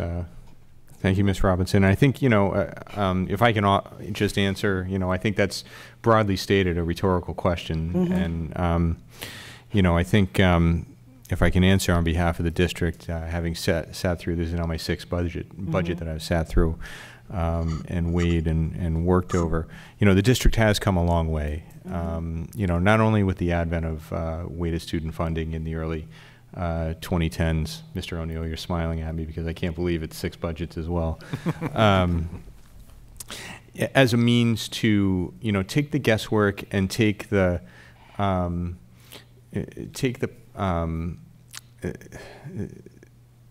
lack of any sort of reason and regularity out of the budget process to the extent possible. And as the district has taken those opportunities over time to refine the weights as they're used. The weights change every year, and they change in response to the way in which we recognize the children that are in our schools and the attributes that they have and how we can best serve them. We've been able to get a little bit closer to the way that we can most adequately fund the needs of our children with the resources that we've been given. And I'll put resources to the side because I think we talk about that quite a bit with respect to what we need at the federal level, as you heard from Mr. O'Neill earlier, the state level that we just talked about last week with respect to the efforts we're making with the Promise Act and Chapter 70 reform, and certainly all of the other sources of funding that we seek. And as we move through the years here, we've been able to increase the equitable distribution of partnership funds through innovative tools like the Opportunity Index. And in fact, we've seen this year that the district has in fact responded to community and committee feedback with respect to the way in which we weight those opportunity, the measures in the Opportunity Index to better account for our immigrant populations in the district. And so I think, the reason why your question is so apt as a rhetorical question is because it's a question that we need to continue asking ourselves, because it's what drives us to continue refining this process. And it's a process that will require greater resources over time. It is a process that will require us to continue to refine the way in which the district is organized over time, and that's in large part born out of the Build BPS process and the related grade reconfigurations effort that the district has talked about. And so I think, as we are able to, over time, continue to gain those efficiencies, make sure that we're budgeting over a multi-year process, the long-term planning task force, I know I'm butchering the name, that CFO Lawrence has led for a number of years, to allow us to plan year over year and provide greater insight and consistency for our school leaders will get us closer to what I think we all want, which is just that stability and that ability to plan for our programs on a year-to-year basis. So I want to move on now. I know we have a number of other members who want to make comments. Dr. Coleman? Yes, just quickly, I just want to start. I want to reaffirm that to a large degree my vote is dependent on the quality of the process that you've engaged in, because we have a defined amount of money. It's not enough, as Ms. Robinson pointed out, and so we have to make some difficult choices. But the iterative process that you've engaged in, I just think, is deeply respectful of the demands of the situation and the needs of our kids as best we can provide. The way you've prepared principals to work with these very difficult issues, engaging site councils, and then coming back and then giving the initial proposal and then adjusting as you see, as you suggested earlier, how this really affects people in real term beyond the formulas. I think this is a wonderful approach to managing this very, very difficult situation. So I want to commend you and your team and the district for this great approach to solving a very demanding and difficult problem. As we go forward, as you get to reflect on this later, I would love to hear later kind of your understanding. What were the bright spots? What are the things you thought worked really well, and where were the shadows? Where are the places in this process that we really need to kind of reconsider and reconfigure so we have a better understanding of ways in which, as we go forward to this next year, we can approach this better. And once again, like everyone else, I want to affirm that, as we have city council members and others coming brainstorming and then identifying the problems that we're facing as we can really collectively work on changing things like the foundation budget and increasing the funding available to the districts, which is not, it's just critical if we are going to serve our high needs population. So, you know, with all the difficulty, I want to give you guys great kudos for the wonderful, graceful way in which you've managed this very difficult situation. So thank you very much. Thank you, Dr. Coleman. I want to go to our student representative now, Ms. Reyes. I want to share some thoughts with you all, but first I want to thank you. Again, as other fellow members have said before, like, I understand that your job is tough. You have a lot of things to balance across the district and a lot of populations who are in high need of support, and I understand that you're trying your best, and with a limited budget, which is of course not entirely your fault, but certainly something we're trying to work through. I would also add, however, that I was speaking to a couple fifth graders from the Blackstone before the meeting. They're not here anymore, they went home, but Anaya, Georgia, and Gabriela had a lot of amazing thoughts to share with me, and they also said some scary things, some things which I don't think, I mean, none of our fifth graders, none of our students, period, but none of our fifth graders should have to see those things in their schools or have to experience that. And so I want to expand on some thoughts that Counselor Campbell said when she was doing her testimony, and then some things that Dr. Coleman and Ms. Robinson also touched upon a couple minutes ago, but we need to find ways to refine this process. And I know there's always going to be little problems here and there. It's not going to be a perfect process, but there needs to be a better way to listen to our communities and listen to our students first and foremost, and hear really what they need and what they're seeing in their schools and all of that. And to my members and my fellow members, I don't think if I could vote that I could vote in full, like, good faith on this budget, simply because of the things that I've heard from my fellow students. Yeah. Thank you, Ms. Reyes. Dr. Rivera. So good evening. I also have very hard feelings and mixed feelings about supporting the budget, but I will be supporting it. The reason I have mixed feelings is my son's school is being cut. I have been a parent council member, an educator, and I do believe that we could be doing better, but as a state, what I've learned in just the 2 meetings that I've been a part of as the newest member, joining the school committee in the middle of this process, and I've learned the intricacies and the real sort of, and getting in the weeds because of your great work and being transparent and putting out this information, and just understanding that how really we're losing so many students to charter schools, and that's really having an impact on the school funding for Boston Public Schools. But it's this like vicious circle, if your school, my son was accepted into a charter school this year, but he's in 5th grade and he's been at the Sumner School his whole life, since he was a kindergartner. And I couldn't bear to take him out of there, also understanding what is the investment we're making as parents. Like, we also need to, really think about when we take our kids out of a Boston public school and put them in a charter school, what the implications of that are in a broader, for the broader system. And that's why we have declining enrollments. But we also have the declining enrollments for the issues raised by some of our city councilors and members as well, in terms of gentrification and the lack of affordable housing, and we're losing enrollments that way as well. So it's a really hard issue to support this, but again, I believe everyone's doing the best they can with what we have. We're still seeing increases. I'm heartened by the fact that 53 schools received additional funding.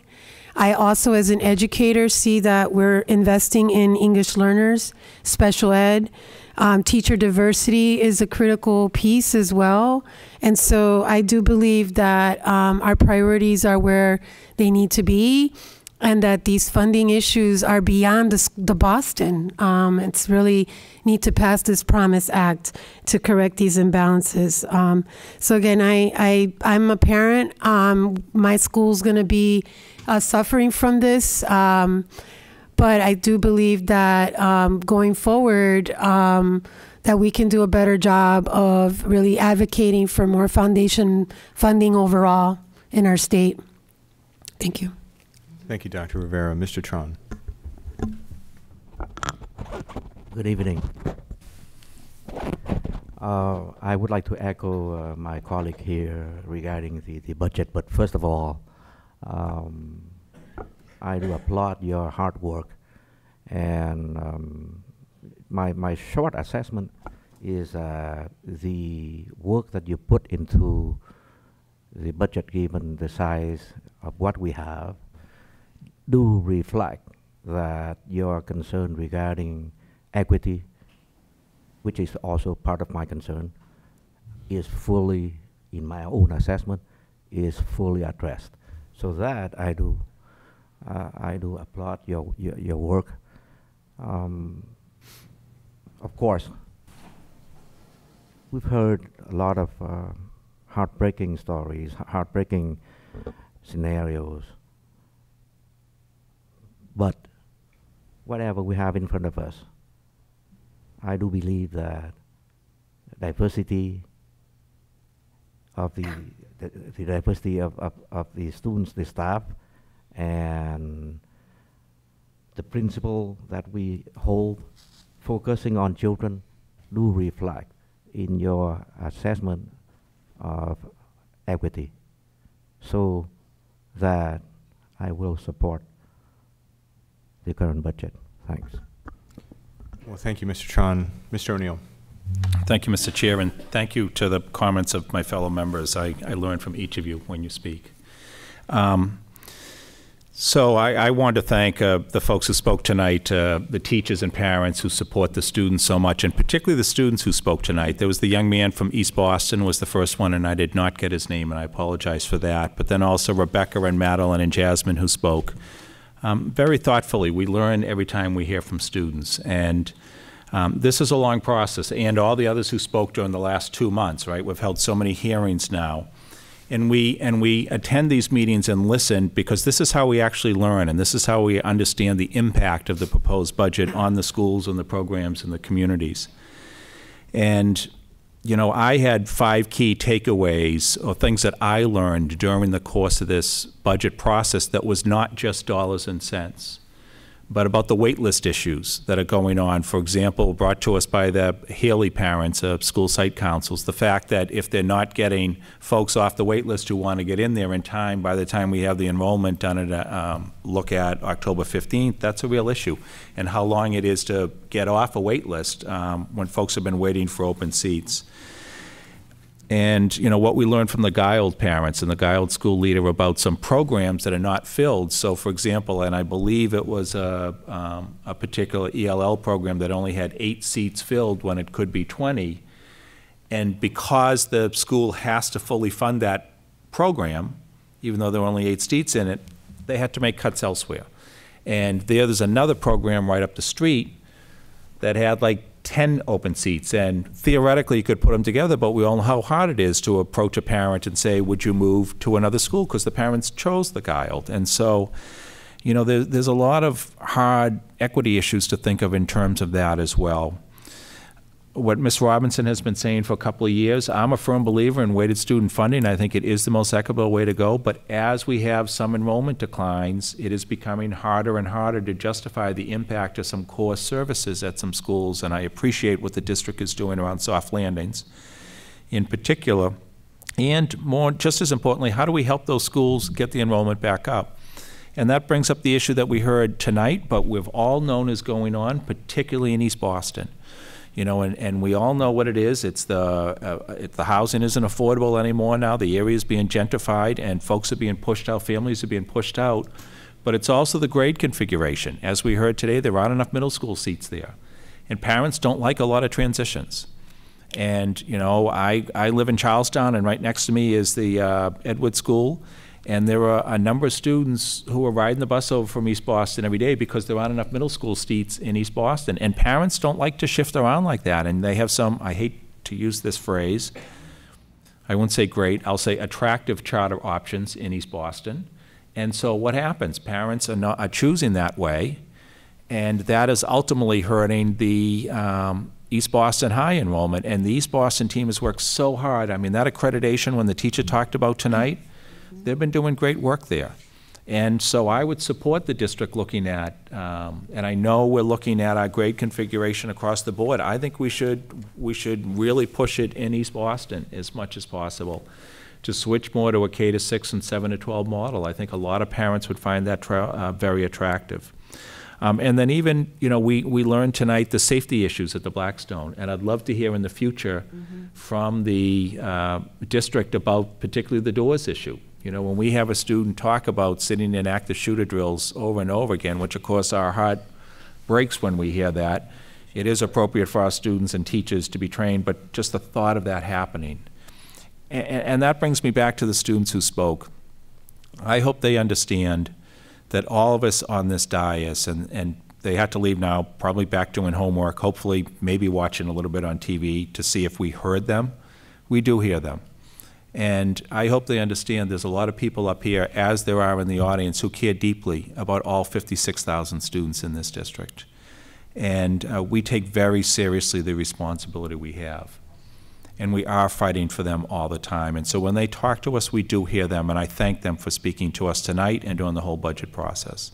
And as the others have said, and I'm not going to reiterate too much, we are trying to do the best we can with what we have. And yes, we're being conservative on the federal funding initiative, and at the state level, it's not going to be much of a change there, but we all have to advocate together.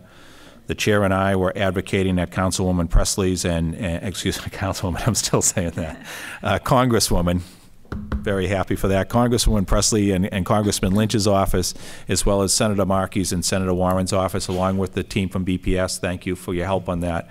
And they are going to fight for our behalf in doing that. Yes, I knew that was you directly who helped us so much in those meetings. And so we are going to continue to fight at the federal level, continue to fight at the state level. But bottom line, I think this is a prudent budget. I agree with Dr. Coleman. To me, is the process fair? And Ms. Lawrence, what you and your team have done this year in reaching out even more proactively to school leaders, and your willingness this year to go and meet with a lot of school site councils, is a improvement over prior years, and I thank you for your willingness to do that. I do think there'll be more funds coming in. And I do ask you to continue to address some of the concerns that we have seen highlighted tonight. Schools whose enrollments are off because of the wait list issues. And I know I'm not supposed to advocate for any schools in particular, but Ms. Lawrence, you know I feel a soft spot, particularly for the very fragile population in the substantially separate classrooms in the Blackstone, and the incredible hard work that the team does with those students. And as we allocate, as funds become available and allocate, I hope that can be considered. But like my colleagues, I thank Superintendent, you and your team for what you have done this year. This is a never easy process, but I actually think you've done a good job with the allocation that you have. So I thank you, and I will be supporting this budget. Well, thank you, Mr. O'Neill. Vice Chair Alva-Davila. Thank you, Mr. Chair.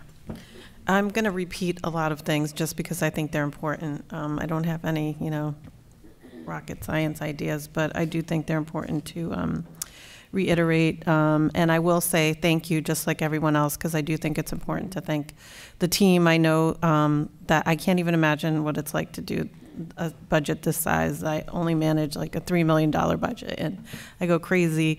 So I do want to say thank you for all the work, and I know that I have gotten emails, and I know other members have too, and I have shared them with you, and you have followed up and worked with schools individually. And so I just want to say thank you for that, because I think it's important to continue to work closely with headmasters, parents, and teachers, and just the process, I think, of going back and forth. And when we've had all of our budget hearings, there have, issues have come up, and you all have moved really quickly to address those. So I just want to say thank you to your team for all the work, and superintendent also, because I know you're part of the team and you don't get a lot of kudos, so thank you. And I do want to thank also all the families and students and teachers that came out to talk to us. And I know we had like a snowy night and some people came out, and it's tough to get out there in the Boston winter. So I just want to say thank you. And even though it's hard sometimes to sit up here, because as all my colleagues have said, there's a limited amount of dollars that we don't have control of. There's many forces that have been explained.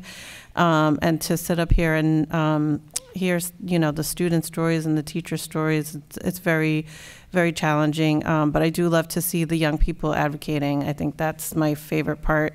Even if they are upset, I just love seeing them and hearing them and having them come out. And I hope that they continue to do that, not just for this budget, but just for other things in society that are happening. So I'll stop there. But also want to say, I'm really happy about the M7 passes. I'm going to say it again because I think it's a really big deal. It is a game changer for a lot of families, a lot of young people. It's a very expensive pass, and it will allow for many of our middle school, high school students to be able to get around to jobs and after-school programs, and that, I think, cannot be understated. I'm also very grateful that we have had an increase in the $26 million, and I think we need to keep saying that it is a significant amount of dollars back in the budget, and also the soft landings. I think those are really some strategies to help schools. So I think all of those things are really great. I think moving forward for future years, for next year, as we work on the budget again, I do think looking at the wait list is really important. So I understand that you have, a certain timeline that you have to start working on the budget, and so you look at pieces. But I think the wait list piece is really just too early. And I know I've heard from many headmasters that, they get their budget and there's still students on the wait list. And so we need to figure that out. So if there's a way to extend when we do that check, I think we need to continue to look at that. And I know you start the budget process, and it seems like it's, enough time, but what I hear is that headmasters need more time. So I just think it's, again, having a conversation with headmasters, like what is going to be the most helpful. And I know some of it is like on Thanksgiving time also, and I'm always like, wow, they're working like right through Thanksgiving to get info back to you guys. And I know you guys are working too. And so just figuring out what that process looks like. And then I know, that we have turnaround schools and, that they get significant dollars and then those decrease. And we know that that's coming, and I don't know what the answer is, but I still feel like we need to continue to have conversations, to have strategies about how to mitigate that beyond soft landings, because I don't think soft landings are enough. When we, have heard some of these really significant cuts to some of our schools. Again, I don't know the answer, but I think we should keep exploring as a school committee, what other avenues, what other partners can we bring in to kind of mitigate that. And then the other piece that we heard a lot about is some of the schools that are being hit because of the location where they're at. And so I don't want to forget that schools like BTU, we talked about, they're surrounded by a cemetery. There's schools that are suffering because of that. And so just figuring that piece out, I just don't want to leave that behind. And then, the East Boston declining enrollment, I want to remind people that, we have real significant issues in housing. And I know that's beyond the purview of this committee, but if we look at Mission Hill, we lost 2 elementary schools. We only have 1 now. And that neighborhood is a perfect example of what's already, other people are feeling it in Boston. We felt it many, many years ago, where we have seen our families having to move out. It is an unaffordable neighborhood. I cannot afford to live there. It's just not possible. And so I don't know what the answer is, because I know that's beyond our purview, but we have to figure out a strategy as a city, because we're going to keep continuing to see that, and it's really, really concerning. And like my other colleagues said, Mr. O'Neill, I would like to hear more about the Blackstone, because I was really concerned, and I know that the walls and the doors were not part of the budget piece, but that is very concerning, and I'd really like to understand if other schools are also facing that. So in future, to talk about that in the Orchard Garden that we heard about, the needles piece. I know we were doing some things, but I'd like to hear that piece. And then I think just lastly, I would echo what has been said before, that we had a lot of people come out and advocate through our many budget hearings, and encourage people to continue to advocate to their state legislators, because we do have this Promise Act on the table, and as much energy as was put into these hearings, I would love to see that much energy put into calling your legislator, because we do need those dollars. And I would just say, on the charter school front, my daughter goes to charter school. It was not an easy decision to make, because I did not get a seat in BPS, and so it was not a choice that I would have naturally made, but these are the realities that we have before us. So I think it's about figuring out how we can, I say this all the time, I know I'm a broken record, but I think I really can't underscore the urgency of Build BPS and continuing to move that. We want to move it in a thoughtful way, so it's not haphazard, but we really have some difficult decisions before us, and we will keep bleeding to charter schools if we are not addressing some of these issues before us. So again, thank you for all your work and letting me repeat some of the statements, but I do think it's important to reiterate them. Thank you, Vice Chair Oliver Davila. Before I close with my comments, I want to allow the interim superintendent to address a few of the items that have been raised this evening, and perhaps foreshadow some of the reports that we'll have coming our way. Yes. Thank you, Chair Lecanto. So, and I want to thank, as many of you did, all of the testimony, all of the conversations, real dialogues, not just statements, but the dialogues that we have been having for the past 2 months with our school communities, as you've described, sitting down with them, going out to meetings, meeting with school leaders and site councils, and phone calls, and a lot of the shifts that you have heard in this budget are a result of that work. I also want to thank all of you for your thoughtful comments and questions that continue to probe and push us, but also build a shared understanding of what the budget allocation process looks like. And I also want to thank the testimony that continues to challenge and demand and expect that BPS and the city continue to work to find ways to close gaps and minimize impacts on all of our students. I did just briefly want to address a couple of the not tangential, but related items that have been brought up in some of your comments right now, because they're not all directly related to the budget allocation itself, but I think are important context. So one is that we have certainly, in our effort to constantly review the process to get a closer landing between the needs of our school communities and the resources we have heard loud and clear through this process that we will take a closer look and do more explanation with school communities about the wait list process. It is clearly rife with misunderstanding and confusion, as well as no doubt ways that we can improve that. So we have heard loud and clear. We will be delving into that over the as we head into the new school year. The catchment area is another question that has come up. As it turns out, it's not as obvious as you say. So certain schools that look like they don't have sufficient catchment area, I think when we look at maps which our analysis team is developing, do, but then there are other schools that, that are right on the edge of the water that need a catchment area adjustment. So we will take a look at that as well. On a couple of the items that have come up this evening that are not handled on the operating budget generally, but live on our capital budget, I did want to highlight them because there are many ways that we continue to invest in schools. I think it's important to note there was a lot of reflection about the 26 million, which is a substantial increase, and Eleanor, you can help and correct me here, and there's always concern that, well, that's just cost of living.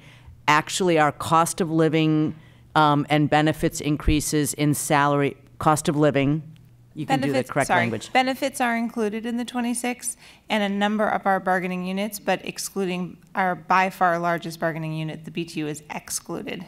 Right, so that is not in the 26 million. That funding, as well as any contractual obligations that come out of our current bargaining, will be an additional infusion that will be felt positively in our schools. Two other important points. There were some questions again about Orchard Gardens and other schools that experience issues as a result of the opioid crisis that is really overwhelming our streets, sidewalks, public buildings. We may all have heard on the radio today that there was an incident with 2 children getting stuck by a needle in Arlington. But we are deeply concerned and working fairly aggressively to address the needs here. So I do want to reiterate that since December, we have taken substantial steps at Orchard Gardens, some of which are still in the pipeline, as well as other schools. We will be adding fencing around Orchard Gardens. We are adding additional kiosks, both at Orchard Gardens and at the Mason, which is not getting as much conversation, but also has an issue. We also reached out to 2 other schools that are believed to be sort of in the epicenter of some of the traffic, but in consultation with the school leaders, they preferred not to have additional kiosks. It's a choice for school leaders. We try to respect the will of the school community, but we have made the offer, and in some cases will be adding to both the Mason and Orchard Gardens additional kiosks. We've put new lighting up at Orchard Gardens. We will be installing additional and secure fencing at Orchard Gardens a little bit later this spring, now that the ground is softening. We immediately upgraded the frequency of custodial sweeps. They now happen 3 times a day. We worked closely with the school leaders around tweaking. So I just want to, and there are others that I won't go into detail. We also work carefully with the Public Health Commission and the Mobile Sharps Unit. So these don't always get displayed or talked about when people talk about the drama, but I do want to let you know of that level of response.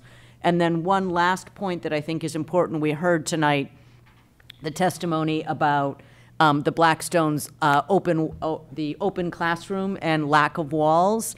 This is one of several of our schools, again, built in the 70s when there was a fad for open plan buildings. We have a handful of them. The Blackstone is one of them. They are an enormous challenge. So 2 things very important. The district takes security incredibly seriously. It is an ongoing dialogue with schools. This year, the district is making a $5 million investment in classroom security. So this is locks on classroom doors, upgraded key card monitors, repairing of cameras and monitoring equipment. Of course, in our schools that don't have walls and doors, that's a bit of an extra problem, the Blackstone being very prominent. So while that investment is happening in schools that do have walls and doors, we also, and I had not brought it up previously because it is not yet formally approved, but we have a pending proposal for $5 million of investment to begin a plan and study of what it would take to put walls and doors into the Blackstone or reconfigure a number of the classrooms. So we will certainly come back and report on that. Again, that's in the capital budget. That is not in the operating budget, so it's not part of this process. But it is, again, a reflection of we can't always speak to the work that we're doing But in this case, I think it's important to reflect that we hear, we listen, and we use every available method, both on the capital budget and on the operating budget, to respond to schools. And so I wanted to just leave everyone with that thought that this is an ongoing dialogue, both the dialogue that school communities have with central office, that central office has with this body, and with City Hall, and the conversation that all of us need to be having with our partners in state government around the level of resources, and this conversation so vitally important around the needs of all of our children. And I do say all of our children, that the conversation continues. Well, thank you, Superintendent, and I appreciate the fact that, excuse me, you intentionally returned to a term that you started your comments this evening with, which is dialogue. And I wanted to make a point to commend you on the dialogue that you have engaged in with a number of the members of our community, parents, teachers, staff members, school leaders that have reached out to the district during this process and prior to the beginning of this process when we were still working at the school site council level and at the school leadership level and in budget collaboratives. It's been noticeable, I think, for all of us as a committee, the volume of emails and other contact points that we receive throughout traditionally received throughout a budget process has been markedly lower this year, and I have noted that you have been adamant about responding to every individual that has written to each one of us and offering opportunities to have direct dialogues and offering ways for school communities to reach back out to the city's finance office and work with the finance office on finding creative solutions. So, this budget is your work, and this budget is your achievement, and you're to be commended for that. And I appreciate you once again for taking this work on. And the same thing, we've said a lot of thanks tonight, but it's worth noting again the hard work of the finance team. Not only are you working on the budget this year, but you're also supporting a contract negotiation with a bargaining unit that I believe represents a little bit more than half the budget allocation to the district annually, a little over $600 million with the BTU. And so working through the contract negotiations that we are currently engaged in with the BTU, while also maintaining your normal year cycle of work with this budget process is a Herculean task, and we greatly appreciate the work that you've done, not only this year, but just, in my earlier comments, the way that we've been able to refine and test and year over year the type of budget that we're putting out to our schools. I want to thank as well the members of the public. They've been thanked a number of times tonight, but we've heard you. We've heard from you. We've heard since the beginning of February, and even before February, we had, I think, 76 people sign up to provide public comment the week prior to the budget being released. And since that time, we've been able to respond. And I think this budget that we have before us, the March 20 amendment that was the final recommendation that was presented to us, reflects that. As we heard, 53 schools have received increases. And, I want to note specifically, we talked about dollar amounts, but we haven't talked about some of the schools that have been specifically impacted by those increases. And, we can say 53, that's nearly half the schools in the district, but a lot of those, as we talked about soft landings earlier, have been directed specifically towards schools that are low performing and have experienced enrollment declines. And we heard from a number of those tonight. Some of the biggest soft landing allocations that we've seen in the district went to East Boston High School, Brighton High School, which is in a turnaround status currently, the Blackstone that we've heard from tonight, the Umana in East Boston, the Holmes, which I believe City Council President Campbell mentioned is part of her district and had mentioned in her comments this evening.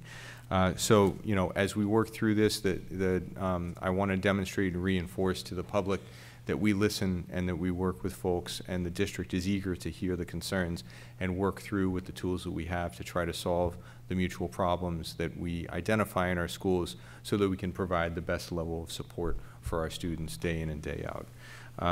Thank you, Superintendent, for mentioning the enrollment work as well, as we've talked about quite a bit throughout this process. I think we'll have a report sometime later this spring, without putting too fine a point on it just yet, about what you know, the enrollment projection process looks like, and have a public discussion about, you know, despite all the good work that the district does, we can always find ways to improve and try to engage on how we might be able to do that.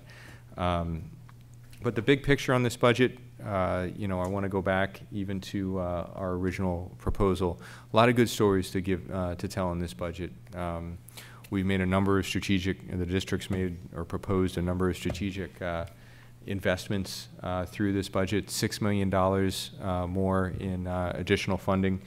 2 school-based budgets. That's been a consistent theme over the last number of years, returning more dollars to the classrooms, which results in more resources being provided directly to students. We're not paying for buses. We're not paying for all the ancillary operations. We're returning more of those dollars to the experiences children have in the classroom. We've had a new budget tool online. We haven't really talked much about it, but I know we released it very early on in the process. But I think, you know, that's provided another opportunity to shine a light on the way that we allocate funds across the district and allocate funds among our schools. And so the budget office and the finance office is to be commended for shepherding that process, because that was no small task as well. And I don't know that there are many other districts, if any, around the country that do something that goes to that granular of a level. And, you know, again, on strategic investments, stepping away from the school budgets, we've made a number of central investments this year, and they go to the heart of what we're trying to do with respect to closing the opportunity and achievement gaps in this district. And I think first and foremost, we've talked about on a number of occasions the preparations for exam school admissions and the process for exam school admissions. That's a significant hundreds of thousands of dollars investment. I think it's something on the order of $365,000 that we're making a conscious investment in this year to move the test to the school day. That's an access issue. You know, there are kids that in years past that have had to take the ISEE for admission to one of our 3 exam schools that have had to show up to Boston Latin School on a Saturday in November. They've had to, more often than not, stand out in the rain with their number 2 pencils, and you know, that's really not a way to get ready for a test that's going to determine where you're going to be for the next 6 years. And that's, you know, that's just assuming that you even were able to get there. Yep. And so, you know, being able to offer the ISEE or whatever test we might offer further down the road in the classroom is an opportunity to reach those kids that have the aptitude but might not always have the means to get to where they need to be to get into those exam schools. And we'll continue those investments that we've made in the exam school initiative, the test prep as well. We've had a number of additional investments, again, in low-performing schools, family engagement. We heard quite a bit about science instruction investment earlier on. As we know, science is the key to the future for a number of the career trajectories that we're trying to create within the high school pathways here.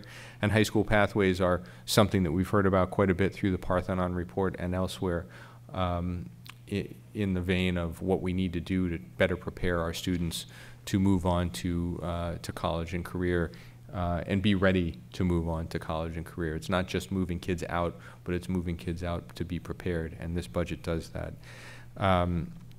And finally, you know, we can't emphasize it enough, the M7s.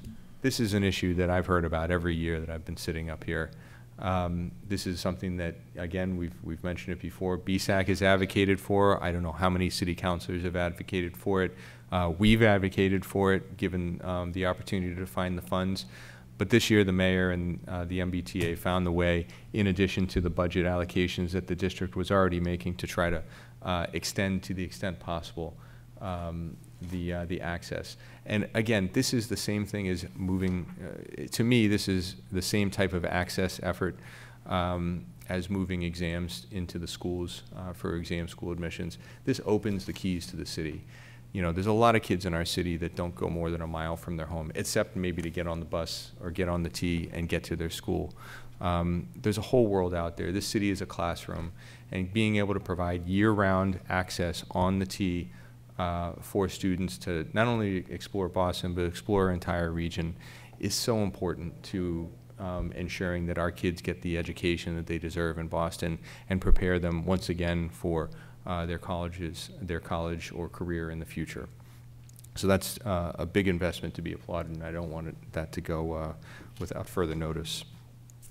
So, you know, I started off with thanks. I want to just end with thanks once again. I want to thank my fellow members.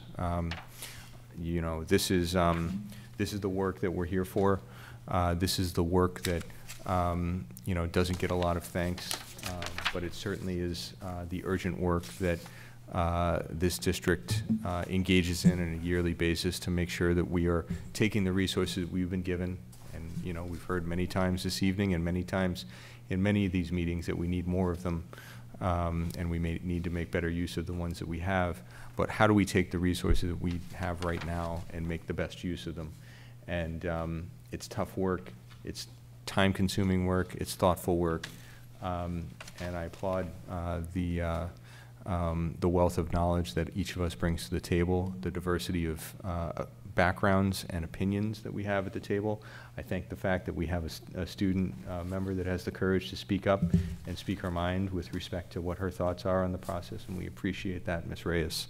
And so I'm very proud to be a part of this body, and I appreciate, once again, the work that you put in.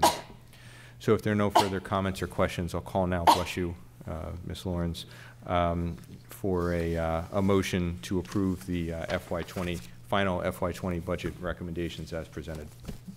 Is there a motion? So moved. Thank you, Dr. Coleman. Is there a second? Second. Thank you, Mr. Tron. Is there any discussion or objection to the motion? Ms. Sullivan, will you please call the roll? Dr. Coleman? Yes. Mr. O'Neill? Yes. Dr. Rivera? Yes. Ms. Robinson? Yes. Mr. Tran? Yes. Ms. Oliver Davila? Yes. Mr. Lecanto? Yes. The motion passes unanimously. Well, thank you again, Ms. Sullivan, and once again, thank you to all that have come out tonight, come out throughout this process and given us your thoughts, your input.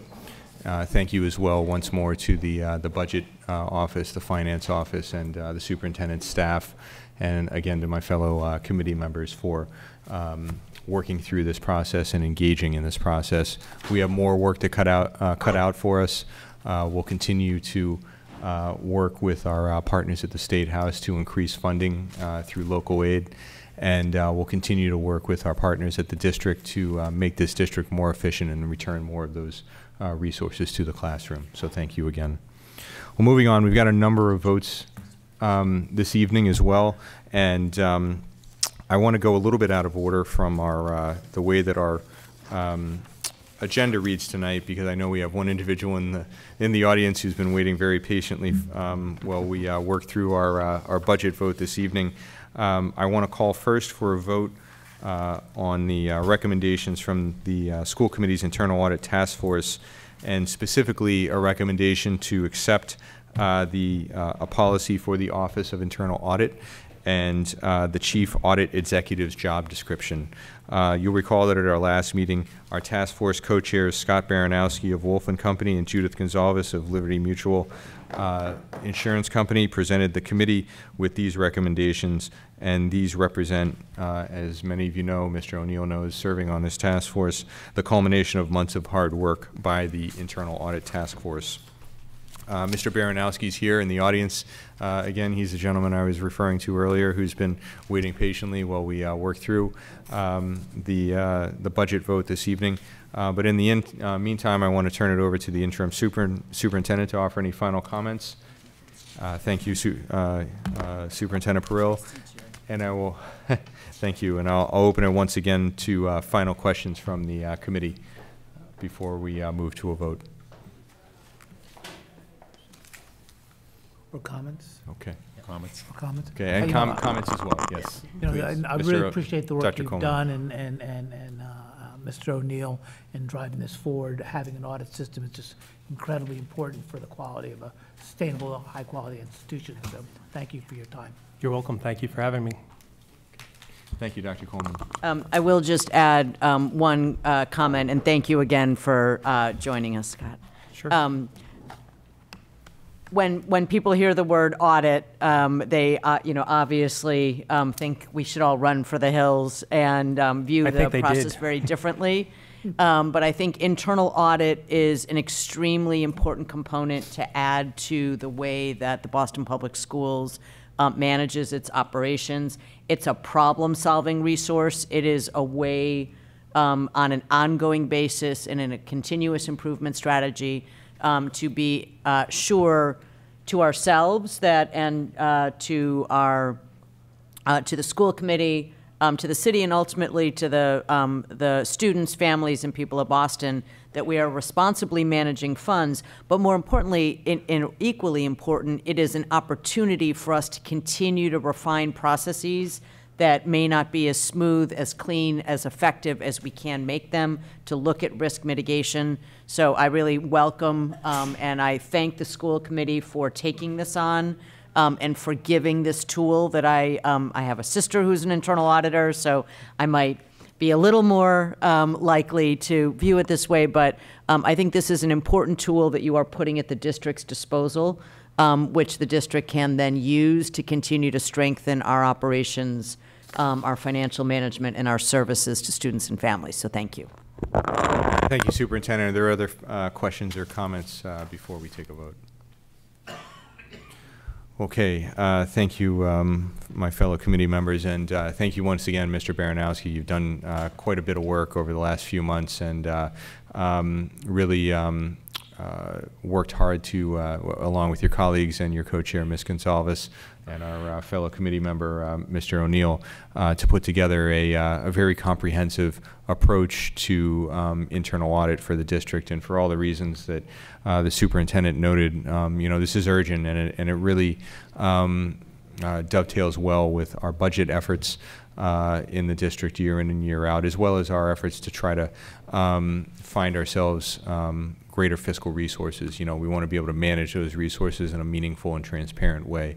And this policy, as well as the recommendation on a job description and a position going forward, give us the tools to do that and demonstrate to the public that we are honoring and fulfilling our fiduciary duties as board members of the district. So thank you once again. You're welcome. And you're free to make any further comments if you'd like, but I certainly don't expect you to, and we'll just say thank you. Yeah, no, I just want to say thanks to Mr. O'Neill for his help and guidance throughout the process, and to my fellow task force members who made a lot of heavy lifting light work, because we had a great team, and it was a pleasure working with them over the last several months. Excellent. Well, thank you again. With no further questions, I'll entertain a motion to approve the Office of Internal Audit Policy and the Chief Audit Executive job description as presented. So moved. Thank you, Mr. O'Neill. Is there a second? Second. Thank you, Ms. Robinson. Is there any discussion or objection to the motion? Hearing none, Ms. Sullivan, will you please call the roll?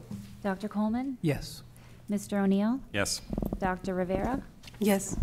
Ms. Robinson? Yes. Mr. Tran? Yes. Ms. Oliver Davila? Yes. Mr. Lecanto? Yes. The motion passes unanimously.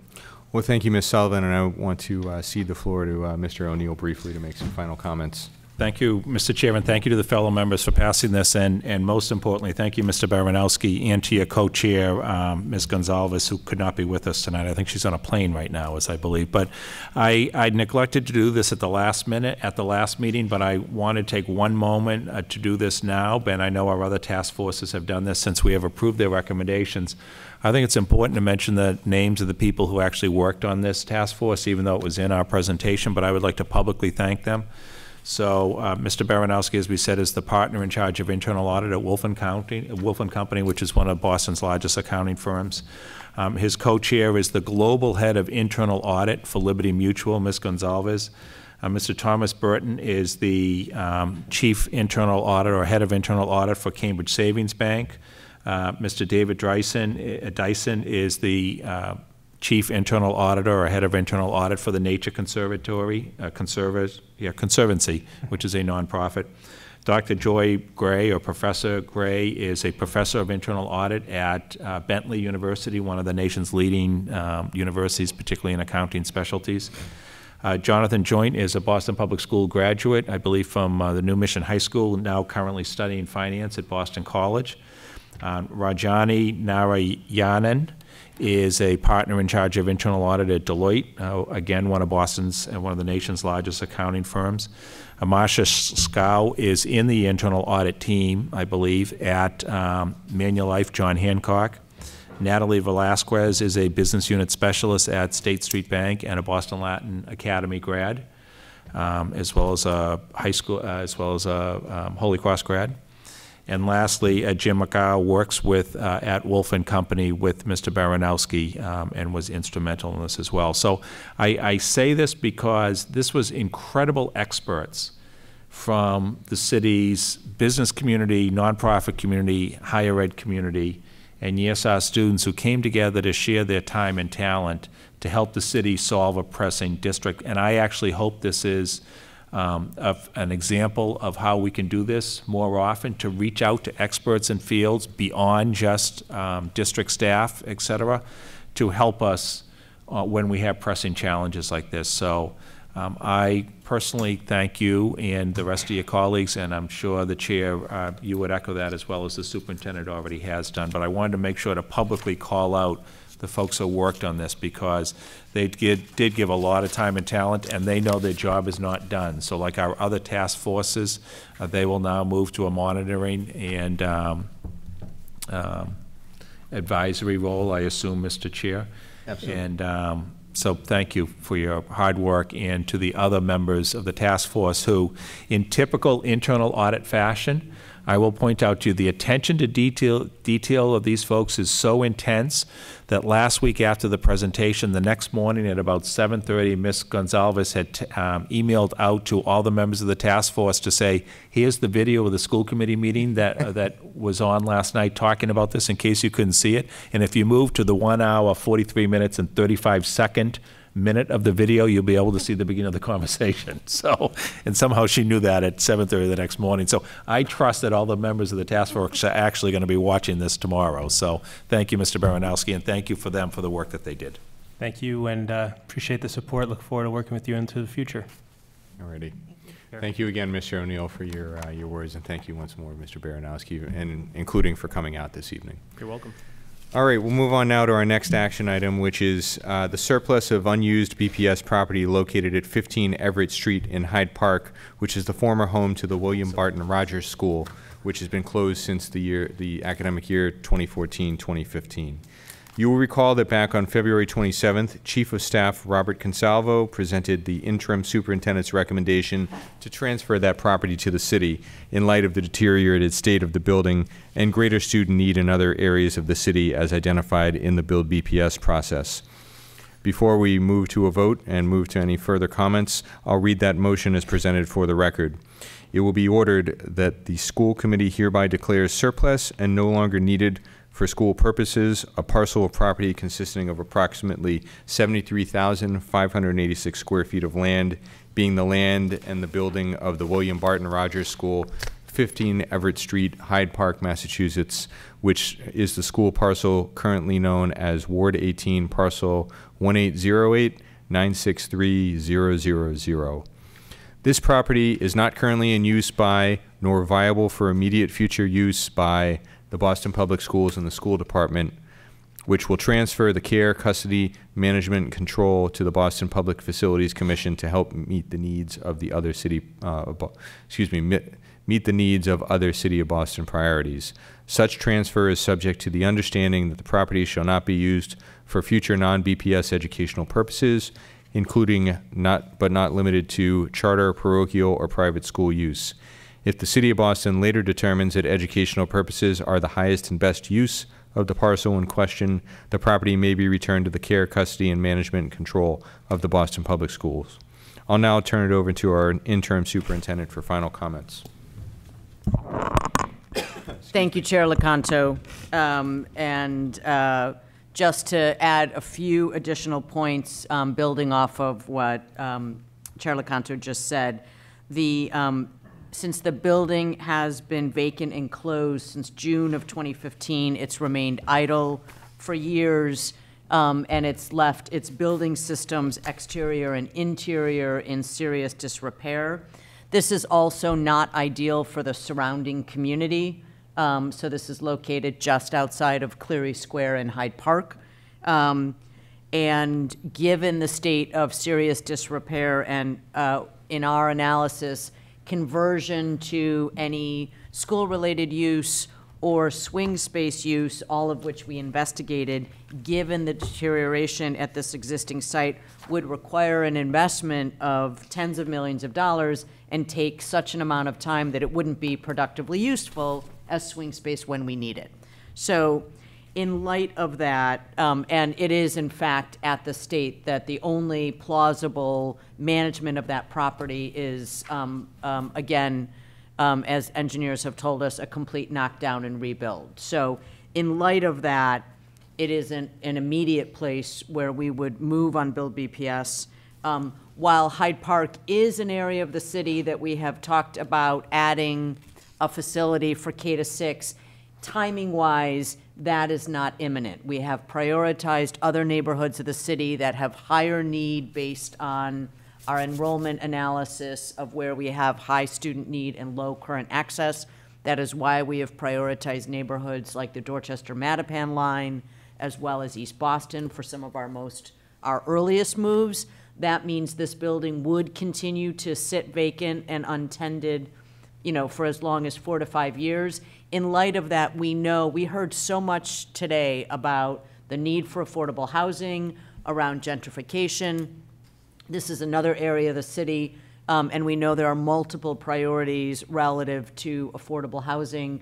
So it makes sense to us to take this, make it available to the city for use for other priority needs, with the understanding that when we need a property in Hyde Park, when it is time to build, that a property then would be provided to us or the resources would be made available. I'll also point out that while it is currently a school, it is not ample space, and the school building could exist in many areas of the neighborhood, whereas housing or any other sort of community-centered need is best kept close to village centers or town centers, such as this is located in. So for that reason, we are recommending the divestment, and as Chair Lecanto has outlined, if it is not suitably disposed, that property would remand to the Boston Public Schools. It would not be made available for any other purpose. So with that, I will turn things over back to the chair. Thank you very much, Superintendent Perrill. And as you noted, one of the items that we specifically included in the vote language for this evening is the prohibition on an educational use for this building as a condition of this transfer to the city, specific to private parochial or charter use going forward. This is something that was a subject for discussion among the committee and is of a concern to us, given the fact that this is a school building that was in use up until 2015, but is in such a state of disrepair that we don't have the funding or the desire to expend the funding to restore that building for use at this time. And there are greater known uses and priorities within the city that we can take advantage of at this time. So through our conversation last time, the district has been able to make certain that this prohibition has been included in the vote that's before us tonight. So with that, I want to open it up to my fellow members for any further questions or comments. Makes sense to me. No. Thank you, Dr. Coleman. I simply thank O'Neill, excuse me. I thank the chair for adding the prohibition about education. That makes a big difference to me. I agree completely that as much as I hate giving up a buildings, I know the area extremely well, having lived for many years just a couple of blocks away. The neighborhood deserves that building to be improved.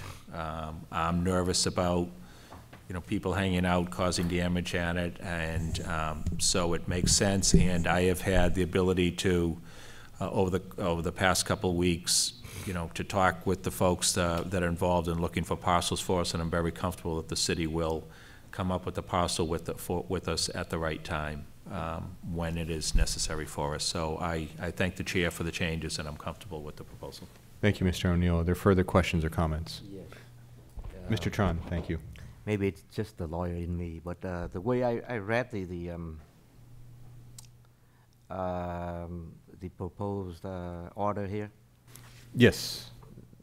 It sounds, you know, from the qualification, from the qualifier of if the city of Boston later determines the educational purposes are the highest and best use of the parcel in question, that qualifier there sounds to me it is in violation of the rules against perpetuation. In another word, I believe that sentence there doesn't give us any kind of definitive timeline as to when and how the city would make such a determination, or there should be some time specific or something that would somehow eliminate the qualification. I understand. Aside from that, it does sound that the city does hold the property in perpetuity against us. Since when did we get another lawyer on the committee? Come on. Yeah, it's going to be fun to see the lawyers go at each other now. I appreciate that comment, and I think, and thank you for that, Mr. Tron. I think what is implied in the order is that there is a temporal requirement based upon what the disposition would be. And the implication is that the disposition of this property is going from the care and custody and control and management of the school department to the public facilities department with an express intent to then auction that property or find some additional use for the property in a restricted way, so a non-educational use that meets City of Boston priorities. And so what is implied through what is written into this, the language that you have before us, is that that process will take place, and if a City of Boston priority is not able to be met, and you know, when we talk about priorities, we're talking very vaguely, but what we're talking specifically is things like affordable housing, for one, well,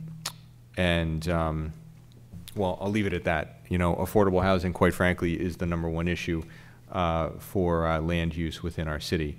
And so if we're not able, if the city is then not able to find an adequate use for that parcel that corresponds to a priority for the city, if then later on in this process, and as the superintendent pointed out earlier, we do have a need for more K-6 seats globally within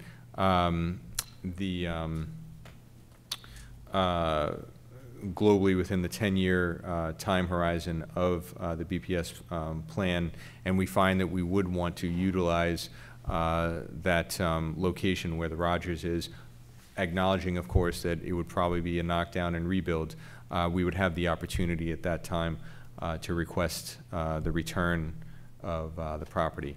So the implied understanding is that it would be 10 years. So something in that nature, in that timeline, something like that. I'm just raising things as No, fair enough. No, I think you're keeping us honest here with respect to what our expectations are, and certainly I don't know that I would necessarily pin us to any timeline, but certainly in order for the process to play out, once the city takes control of the property to determine what might be the highest and best use of that property, and then for BPS's disposition, facilities development and reconfiguration process to play out over the 10-year build BPS plan would provide us opportunity over that time to make determinations about what alternative properties might be available in the Hyde Park area for the K-6 development that we've talked about earlier. And if we can't find that, then we would know that the Rogers building, if it's still a city-owned property at that time, may be a possibility for our use. Thank you. Okay. Thank you, Mr. Tron. Is there further questions or comments? We're hearing none. I'll entertain a motion to approve the surplus, excuse me, not disposition of any unused BPS property located at 15 Everett Street in Hyde Park as presented. So moved.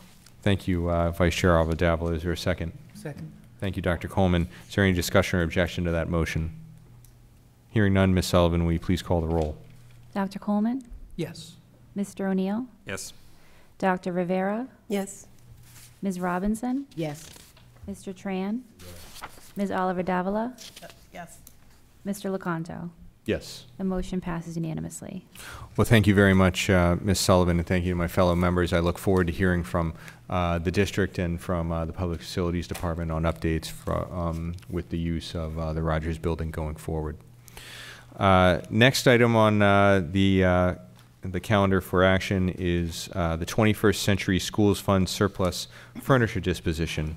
You'll recall that at our last meeting, Mr. Bernie Lynch, our school buildings coordinator, and Ms. Sue McCann, the Director of Implementation for Capital and Facilities Management, presented the interim superintendent's recommendation to declare as surplus the furniture, fixtures, and equipment removed from schools as part of the 21st Century School Fund initiative.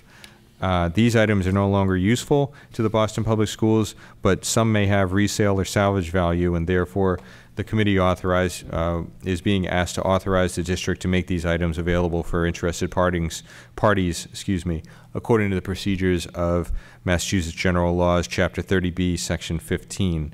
And I'll also note, based on the feedback we heard from a number of members, including Mr. O'Neill, at the last meeting, Ms. McCann has distributed a memorandum to the school committee detailing the types of furniture and fixtures that are being declared surplus in this request. So I'll turn it over now to the interim superintendent for her final comments, and then we can open it up for comments and questions from the committee.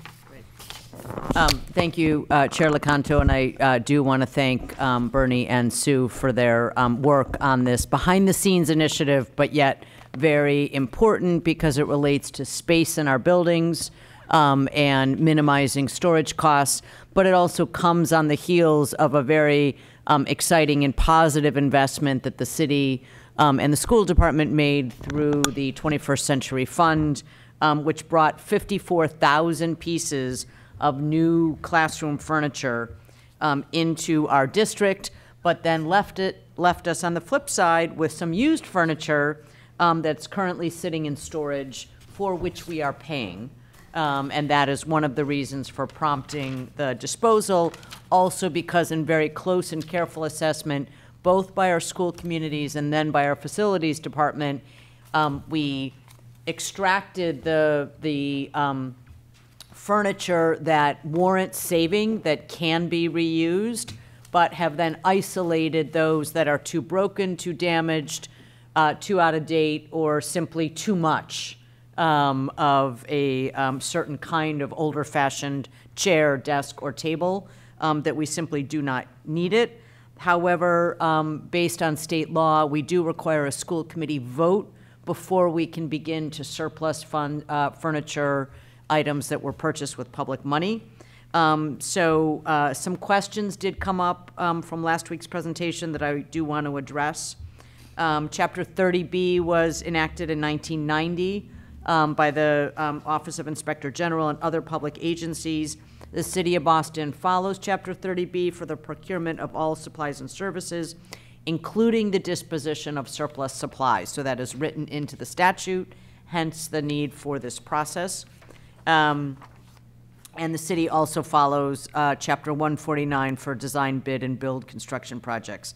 You've already seen the description of surplus items and storage inventory, but for the listening public, There are 62,000 items in surplus storage right now, roughly 18,000 desks and tables, 19,000 student chairs, about 8,500 miscellaneous, everything from credenzas to pianos, unfixable pianos, by the way. We're very careful about fixing the pianos we can fix, rolling carts, outdated office furniture, and 12,000 that are simply listed as broken and damaged items to be recycled. I do want to point out that schools were really careful in selecting what they wanted to keep and what they wanted to move out. And if anyone knows how creative and thoughtful so many of our educators are at repurposing all kinds of things, you know they did not let go of any items that they thought there was use for. So upon a yes vote, if a yes vote is forthcoming, BPS will take the following steps. We will first offer the items to intergovernmental bodies such as the Boston Community and Youth Centers. We will then engage with 501c3 organizations to determine need and availability to remove items from our warehouses. These can be community-based organizations, they can be youth development programs, they can be housing initiatives. The third level will be to contract with state-approved vendors to distribute items to both domestic and global cities and countries in need.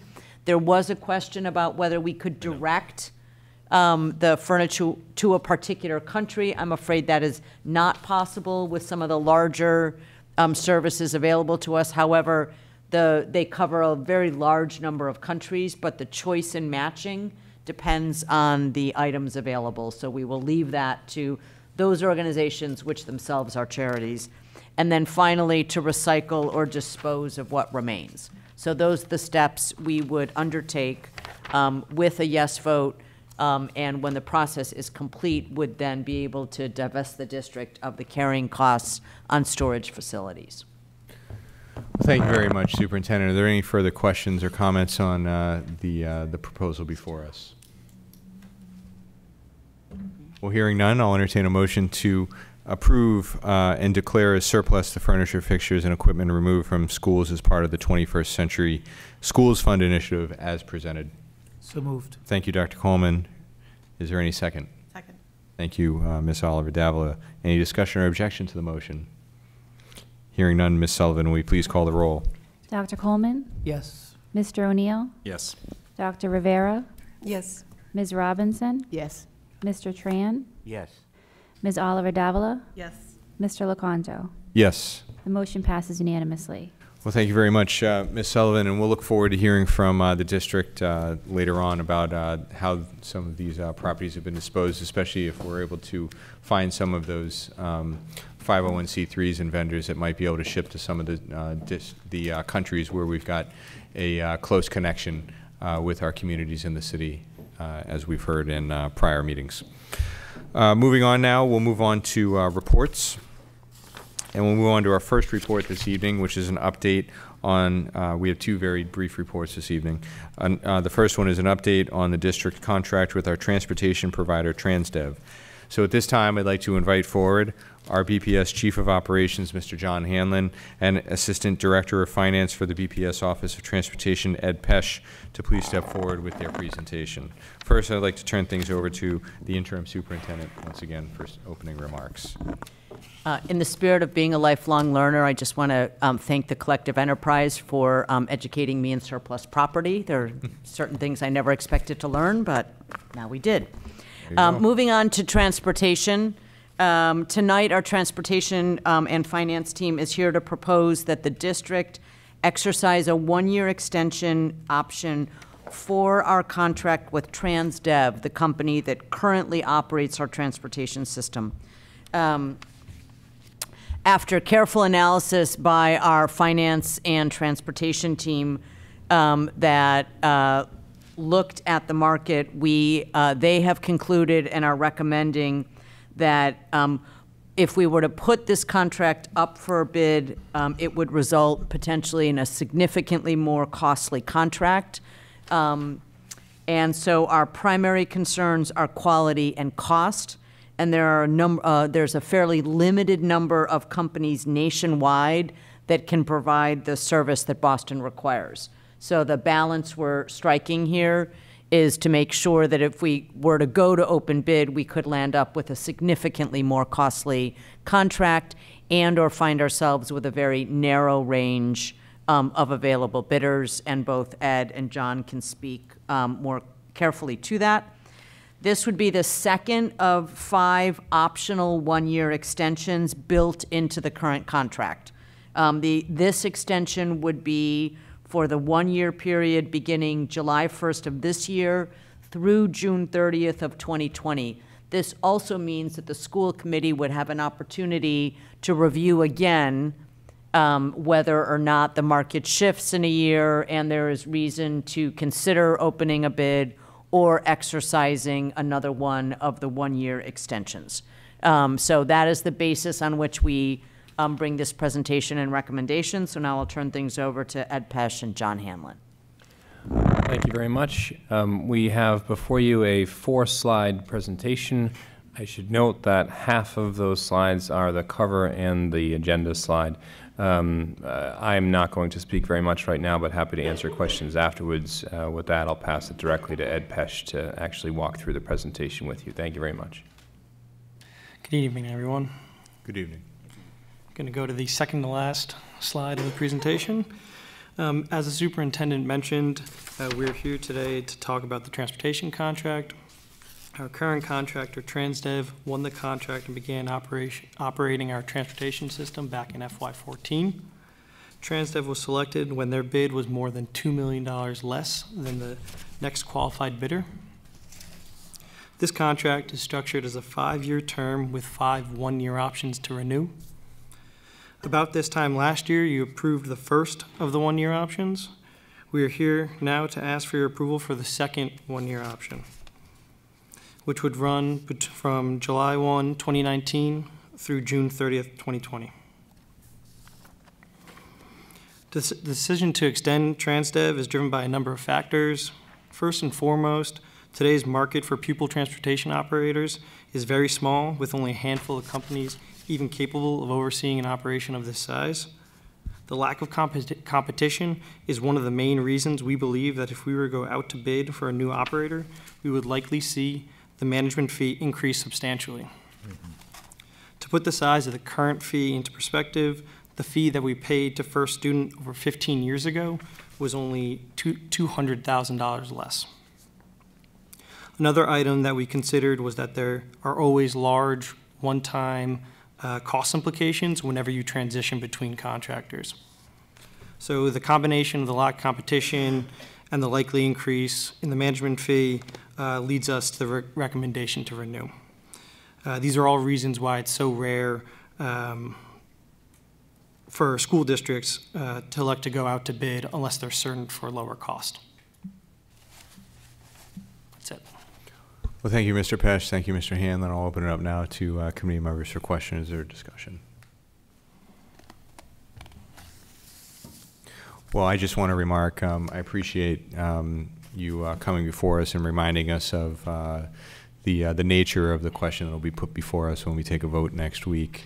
You know, as you've mentioned, there's some market forces at work here with respect to the number of vendors that we have available to us. And, you know, it's very notable that we have seen very small cost increases over a 15-year period with respect to the management fee that we pay for our bus operations in the district. I'd also note that, you know, anecdotally, I don't know that we have necessarily a way of measuring it, but the experience seems to be somewhat better this year with respect to bus transportation across the city. In the schools. We always have a rough period, of course, that we all acknowledge and we try to address aggressively at the start of every school year, but the way in which the school buses have been operated have been remarkably smooth this year. And I think that's reflected in probably some data that we have on call volume and the number of, just anecdotally again, the complaints or comments that we hear as members. So without any further questions or comments, I think we'll look forward then next week to taking action on the proposal to extend this contract again. Okay. Thank you. Thank you. Thank you.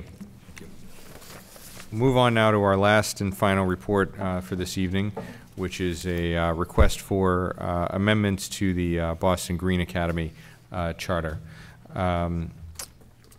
At this time, I'd like to invite the Boston Green Academy headmaster, Mr. Matt Holzer, forward to please present his remarks. Before he does that, I'd like to ask the interim superintendent to provide her opening remarks. Well, it's fitting that our last report of the evening allows us to return to that which is our core business at the Boston Public Schools. You've heard a lot tonight about property, about surplus furniture, and about budgets, and this is about education. And this is about the teaching and learning that happens in our schools. So welcome, gentlemen. And before we begin, I just want to provide a little bit of context. So similar to the presentation that we had just a few weeks ago by Boston Day and Evening Academy, now it is Boston Green Academy's opportunity, also as another in-district Horace Mann Charter School, to join us this evening to request the approval of 3 charter amendments that are critical to their charter renewal. So the BGA Board of Trustees and the Boston Teachers Union have fully approved these 3 amendments to the charter's second term, while the Massachusetts Department of Elementary and Secondary Education, or DESE, has provided preliminary approval. The amendments require school committee sign-off before Commissioner Riley at DESE can give final approval. The 3 amendments are, number 1, the Memorandum of Understanding. This is the document that is exchanged between the individual school and the district. So Boston Green Academy's original MOU from 2011 has remained in effect since then, as a successor agreement was negotiated for a second charter term. The second element of their request is enrollment policy.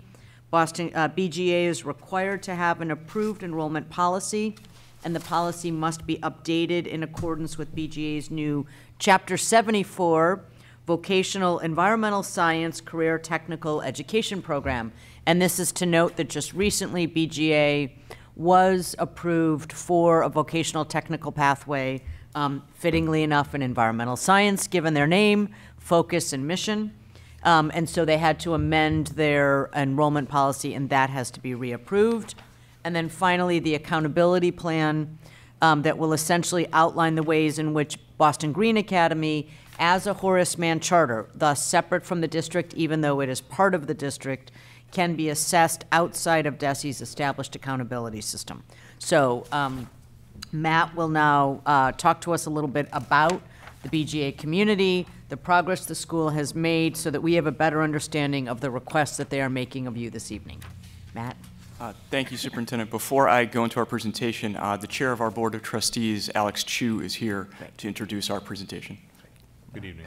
Good evening. Good evening, Chair LeConto, Superintendent Perrell, members of the Boston School Committee. Thank you for all your time tonight. I will keep this relatively brief.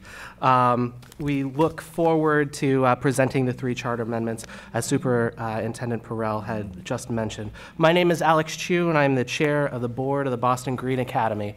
In this role, I represent the governing body of the school, a collection of passionate and engaged individuals representing a wide swath of our school stakeholders, including our students, our parents, faculty and staff, and our nonprofit and community partners. And while we come from different backgrounds and perspectives, what brings us together is our desire for student success and our mission that we welcome diverse students of all abilities, that we educate and empower them to succeed in college and career, and that we prepare them to lead in the sustainability of our community and our world. And while our work demonstrates it, I think it should be said that I am particularly pleased to be working as a partner with both the school committee and the Boston Public Schools. Our work together rises to meet the challenges across our community, and we are proud to be a part of the BPS while we work to strengthen it.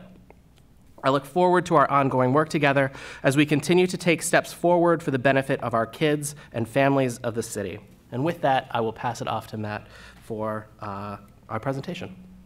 Thank you, Alex. Good evening, Chairman Lecanto, Superintendent Perrell, members of the school committee. My name is Matt Holzer. I'm proud to be the headmaster of Boston Green Academy, representing our school tonight. We were going to send several speakers this evening, but it looked like a long night, and so I'll do my best to represent them, if that's okay, but you'll hear from us another time. Bring them next week. Okay. Briefly, we're going to walk you through a little bit of an update around BGA, as well as a summary of what we're requesting tonight for our amendments. As you know, Boston Green Academy is a Horace Mann in-district charter school. You're familiar with our background. We're located in Brighton in the beautiful Taft building. We serve 463 students in grades 6 to 12 from every Boston neighborhood. We're very proud to enroll students from everywhere. We are Boston's only school focused on sustainability specifically and preparing the next generation of leaders for success in college and green careers. While we do have STEM as part of our mission, we see it as more of a responsibility to leadership in the community as well. Founded in 2011 as a restart of a struggling BPS high school in South Boston, we were expanded with approval of this committee to include middle grades in 2014, and we're now one of the only 6 to 12 schools in the BPS.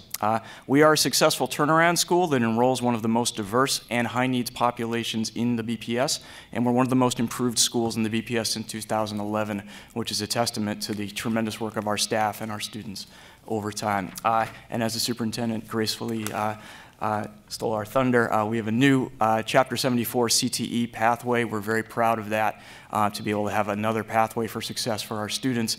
And we're also very pleased to share that we are the winner of the 2019 Massachusetts Green Ribbon Schools Award from DESE, recognizing leadership and sustainability across the Commonwealth.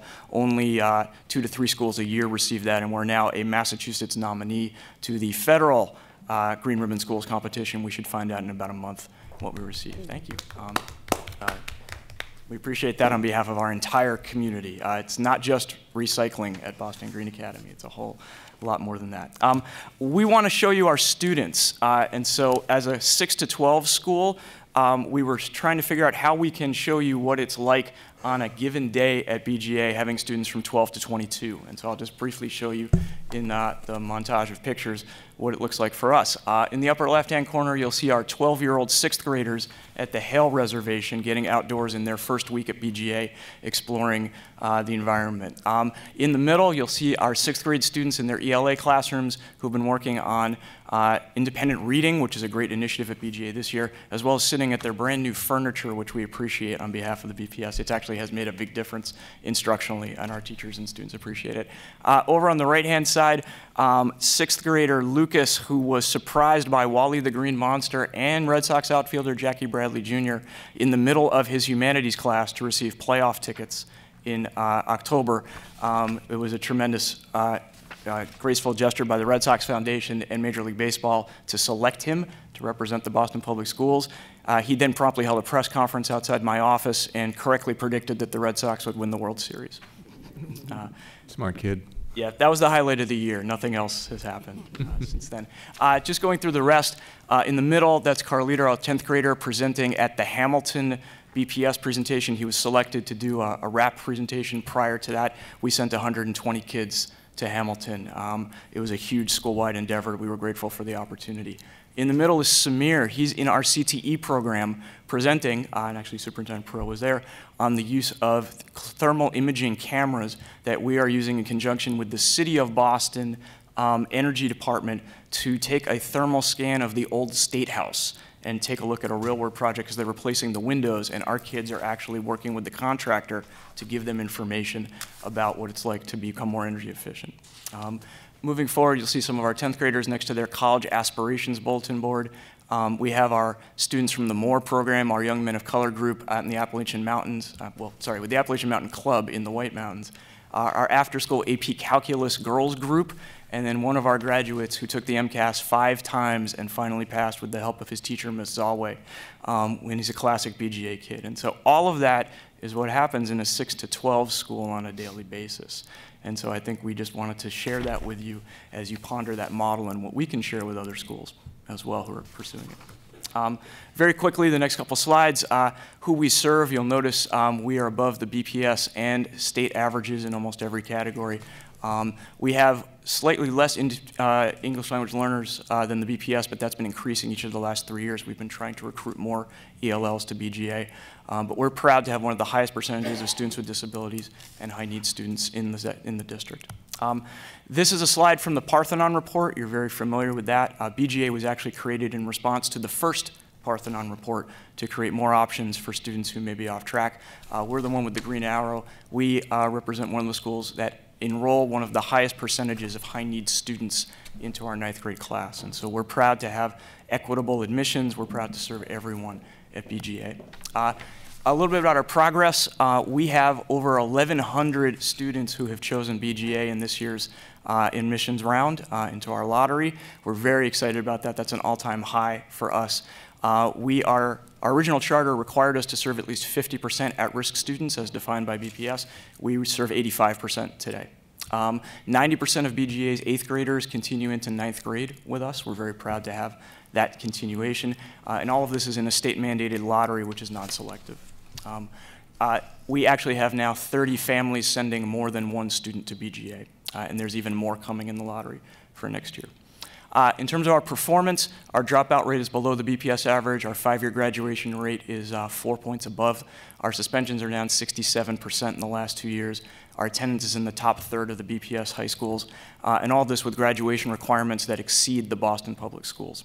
And so we're proud of that. Again, with our progress, some of you are familiar with this. Since 2011, we've demonstrably outperformed the school that we restarted in every category, including raising the graduation rate by 30 points and cutting the dropout rate by 75%, increasing the college acceptance rate, and improving MCAS scores. Just this past year, we've improved MCAS performance in our middle grades, which was our biggest area of growth, and our high school MCAS scores now rank among the top half of all BPS high schools and the top quarter of non-selective BPS high schools. We've paid a lot of attention to instruction in the classroom thanks to the work of our staff who work so hard, and we've been tracking the web's depth of knowledge, the rigor of the tasks that we ask our students to do. That and the grades of our student have increased demonstrably over time. We're proud to think of ourselves as one of the most successful BPS secondary schools that don't select their students. We, as you know, were placed on probation by DESE in 2014, and so we want to update you on our progress towards that. In 2014, DESE expressed concerns about the challenges related to our launch and turnaround work in terms of academics and compliance with other things. We met 6 of the 7 probation conditions at that time and partially met the academic progress condition, which resulted in us being rechartered in 2016 with the support of this committee and with DESE. They gave us another set of conditions, and we've now met 4 of the 5 of those. They've included an action plan developed in conjunction with Mass Insight and approved by the department. We've met 4 of those 5 conditions. The remaining condition is to show progress on the MCAS, which our 10th graders took it today. We had 100% attendance in the 10th grade for 2 days. They worked really, really hard. And we're really appreciative of the support of the district and of the hard work of our staff. We think they're going to do the best. We believe in them. We are expecting a DESE site visit in next fall in 2019. We just had a voluntary site visit with Mass Insight just 2 weeks ago. We wanted them to come back and assess our progress. It was a very positive report, which we will share with the BPS when it's written, but they acknowledged our progress and used the same DESE criteria to assess us. And felt that we had addressed a number of the concerns in the original probation. After DESE visits us, they'll make a decision in 2020 about whether to withdraw the probation, and then we'll be up again and visiting you here at this committee in 2021 for renewal. Overall, this evening, we're asking for procedural amendments, changes to our charter, the Memorandum of Understanding, as the superintendent outlined, which updates the language in key areas. They're not substantial changes in our view. They're tightening of language and other things.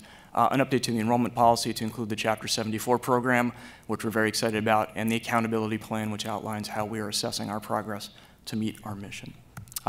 Finally, in the equity impact statement for BPS, as you know, these charter requirements are required by DESE. That's why we're asking for your vote. They've been previously approved by the BTU and by the BGA Board of Trustees. BGA was designed and created and continues to operate with equity in mind. We enroll an equitable population. Our curriculum reflects the diversity of our students and our population, and we're proud of that. And finally, there's no added cost involved in your approving of these amendments. We're already included in the BPS budget for FY20. I think that was 30 seconds faster than I had. Thank you very much. Well, your effort is apparent, Mr. Holzer. Thank you very much. And thank you, Mr. Chu, as well. I appreciate you coming out tonight. I want to open it up now to the members for questions and discussion. Yes. Ms. Robinson? Yes. Thank you for your presentation. I just have one question. Tell me how you cut your suspension rate in 2 years by 67%. Sure. A lot of relationship building. And so a 6 to 12 is a wonderful place to do that. And so having small school connections, family input, restorative justice, very much being part of our work.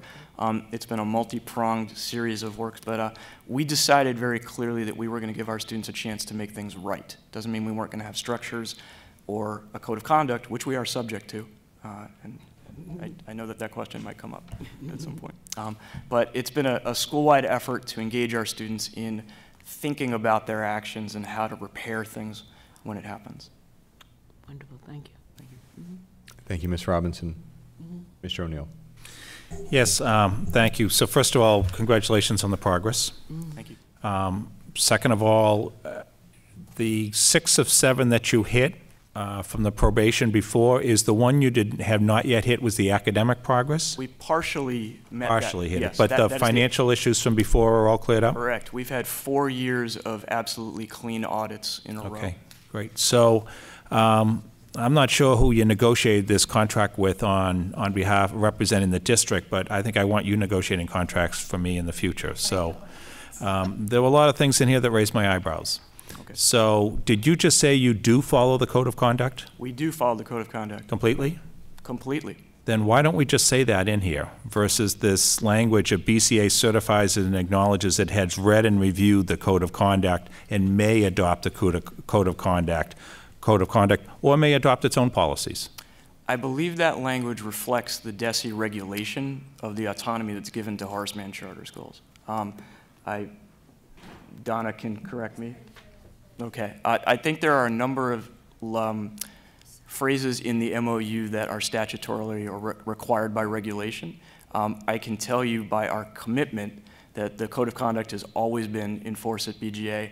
Our assistant headmaster, when he worked in the central office, the BPS code of conduct. Yes, the BPS code of conduct. Thank you. I want to make sure to get that from legal counsel about whether, in fact, that this is language required under the Horace Mann. And second of all, what really jumped out at me was in this summary that the prior MOU said Boston Green Academy will adapt its own graduation requirements that include adamant those required by BPS, reserve the right to establish additional requirements. If BPS graduation requirements change in the future, BPS and BGA agree to discuss amending this requirement. And that has been eliminated. And now it's simply BPS will honor BGA's decisions regarding retention and promotion of students as it does for all of the BPS schools. Do you follow Mass Core requirements? We aspire to them, and I'll tell you that we are very close to meeting them. Our graduation requirements have always incorporated the BPS graduation requirements and have exceeded them since the beginning. We have a 4-year requirement in ELA, math, science, and humanities, as well as the other requirements. And our what are you missing on for Mass Core other than maybe the 4 years of phys ed, which I know is difficult when you're trying to do electives as well? The art requirement, which is a budgetary issue for us. We've expanded. We're part of the Arts Expansion Grant, but we've continued to increase that every year, but not all of our students are in compliance with that. And the 5-year elective requirement, the 5 additional credits, we believe we meet it, but there is a coding issue in regards to the Sims and other things that I'd be happy to talk about another time that we believe. Actually, we have a new high school work group that will be addressing that collaboratively. But yeah. I know they are, which is exactly why I'm bringing this up. No, I meant just this issue on the coding. Yeah. Okay, but you do have a high school working group made up of school leaders that are looking at, do we want to consider having a variation of Mass Core requirements for all of our schools? And it appears to me that this almost takes away makes it more difficult if BPS decides, it makes what will be a very difficult decision to move mass core requirements as a base level for graduation within BPS, because we know what will happen. We'll have a drop in graduation rates initially. So I understand the dilemma, and I volunteered to be on the working group for that. 2 quick answers. I also believe that this is a section that reflects the regulation around horseman charters, that they can set their own graduation requirements. In practice at BGA, we have been looking to UMass admissions as a standard for our graduation requirements since we began. Yeah. And we have always worked with the Boston Public Schools to ensure that our credits are translatable, our transcripts move back and forth. We have students moving in and out of BGA across the district. So in practice, Mr. O'Neill, I think we honor and aspire to Mass Core being the standard for graduation, but I think there are some technical things to work out.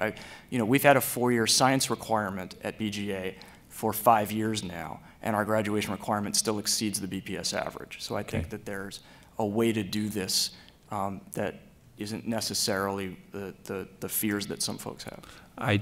I just want to simply state that John Hopkins' report was an eye-opener for many of us about the success rate of our students when they go to college, the 2- and the 4-year, and the difference for those students that hit mass core requirements versus didn't, had a 2.7 or above, had a opportunity for AP or IB or dual enrollment, and had a 95% attendance rate, was breathtaking. And I know the superintendent and her team are doing really hard work looking at this, but we need to have the ability to have all of our schools pull their weight on this if we decide, if we make the difficult decision that this is the way we want to go, that if we as a committee feel we own our students to grade 16 instead of grade 12, if we're responsibility for the access to grade 16 instead of 12, it's going to make some hard choices among school leaders who run the risk of seeing graduation rates drop in particular, but are we going to better prepare our students? So I want to make sure we have the flexibility to, what I'm getting at is to make sure we have the flexibility, and so I get nervous when I see, and this is not picking on you, by the way, and our question about code of conduct is what we ask every single one coming in front of us, as you clearly were prepped. So we're trying to say on things that are really important to us, how do we have some consistency while still respecting the autonomy of what is an autonomous school? Agreed. If I may just for a moment, and I think Matt has addressed this, but and you know this even better than I do, but the statutory requirements of being a Horace Mann charter school, and we do have 3, that is what's reflected in this language in order to meet the requirements. So we cannot, because they're Horace Manns, we cannot exercise the same sort of statutory authority over their graduation requirements as we do over other schools under other forms. However, what Matt is expressing is their willingness and their alignment with the direction that we're heading. It's one of the reasons that he is on the work group that will be looking at this. So correct me if I'm wrong, Matt, but while the MOU governs the specific language, in practice, BGA can align itself more tightly even if it is not statutorily in this language required to do that. Is that correct? Yes, that's correct. Okay. Thank you. Mr. Chair, I respectfully request that we do get an opinion from legal counsel with regards to what is statutorily required to be changed in this versus what is more practical, so to speak. Yep. Thank you, Mr. O'Neill. We'll follow up on that. And thank you again to Ms. Lazat for putting together, I'm sure she had some help with a number of folks around the district, a quick summary on what are the major changes from the 2011 MOU and the MOU that's being presented to us for amendment today. Vice Chair Avadavla. Thank you. Hello. How are you? Good. How are you? Good. Thank you so much for being with us, and congratulations on all of your successes. And I actually went to visit you. Well, I don't even know when that was, but what a fantastic school. Like, I loved it. So I just have a couple comments. One is that I would also like to just clearly see the code of conduct, just really say that you follow the BPS code of conduct. And my other ones are just, oh, one more thing. I do want to commend you on the addition and change under the hiring that you've put in there, that your goal will be to employ a workforce that represents the diversity of our student population. So I want to commend you for putting that in there. I guess my other things are just comments, because I don't know, is it standard, and maybe it's not for you, but for the superintendent, to put in, and I get why you're putting it in, but putting in pieces that, like on page 2, the first bullet that talks about BGA serves grades 6 to 12, and if there's a change that the superintendent must convey in writing. And then there's another piece on page 3, under facilities, that talks about consultation with the board beforehand. And then the next bullet about the actual sharing of the building. Is that a normal part of an MOU with the school? And I'm just curious, like going back to Mr. O'Neill's point about the legality, I just am curious. Those are my only points, and I'm glad to see the suspension rate decrease. That's fantastic. And again, really love your school and your work. Thank you. Well, I see the superintendent's trying to get an answer on the question about the legality of sharing the building. I will add a practicality to answer that in the interim here, which is that I think, as you know, Vice Chair, the district's been driving towards, and you know, with our input, a move towards avoiding any co-location if possible. And I agree. Yes, the Green Academy did in fact co-locate for a number of years in the Taft building with another school, which has now been resolved. So, you know, with that, I see a couple folks are approaching. If they have further input, we can take that tonight, or we can certainly, consistent with the other requests we've had for legal opinions tonight, receive that at a later date. And I agree, and it's not just that point. I agree that co-location is very challenging. The reason that I ask is just for the expectation of future schools, is that because if this is a new thing that has never been in an MOU before, we may expect other schools to come back and tell us. That's my only worry. And then just my other 2 points about, you know, getting notice ahead of time and having a process. I just don't know if that's a normal piece of an MOU. And just setting, again, I don't know what the word I'm looking for is, but thank you. I'm like, it's a precedent. So that was my just only curiosity. Understood. Thank you. But I would do the same thing too. Ms. Lewis, do you have something to add at this time? Yes, on the facilities piece, this is something that we're putting in all of our MOUs that we're renegotiating right now in light of the build BPS process. It is something that is appropriate in an MOU because it's part of the relationship with the district. If I could just add, you're correct, Chairman Lecanto, that we were co-located in South Boston when we started with Excel, and then we were co-located with ACC in Brighton as well. And so we worked collaboratively with the district for many years to resolve those, and we appreciate the response. This section was perhaps the most important section in the MOU under discussion, and so we were glad to resolve it in this way. And so thank you. Thank you very much. Thank you to my fellow members. I don't have any further questions at this time. It's always helpful to go last because everybody else gets to ask the tough ones. But I really appreciate, you know, in the words of Ms. Oliver Davila, I've been out to Green Academy on a number of occasions, and I'm always impressed by the work that you do and the use you make of the space. And I'm sorry to have missed the unveiling of the Environmental Studies Chapter 74 program last month, but we look forward to having that program launch coming up here, and really, you know, embark on a new chapter for the Academy. You know, we have a summary before us. I think we've got a couple legal opinions that we're looking to seek to help us in our consideration of the vote. But in the meantime, we'll be able to take a look at all the materials that you've been provided to us, and we will see you back here on April 10th when we'll take action on the recommended amendments to your current charter. So thank you for staying with us so late, Mr. Chu, Mr. Holzer, and we'll see you in a few weeks. Thank you very much. Thank you. Moving on now to public comment on reports. I'm looking at the audience and assuming we have none, Ms. Sullivan? Yes, we have no speakers. Well, thank you very much. Is there new business from the committee? Record for budget night. Well, seeing as there's no new business, that concludes our business for the evening. Our next school committee meeting, as I just mentioned, will take place on Wednesday, April 10th at 6 p.m. If there's nothing further, do I hear a motion to adjourn? So moved. That sounds like unanimous consent. Good night, all. Good night.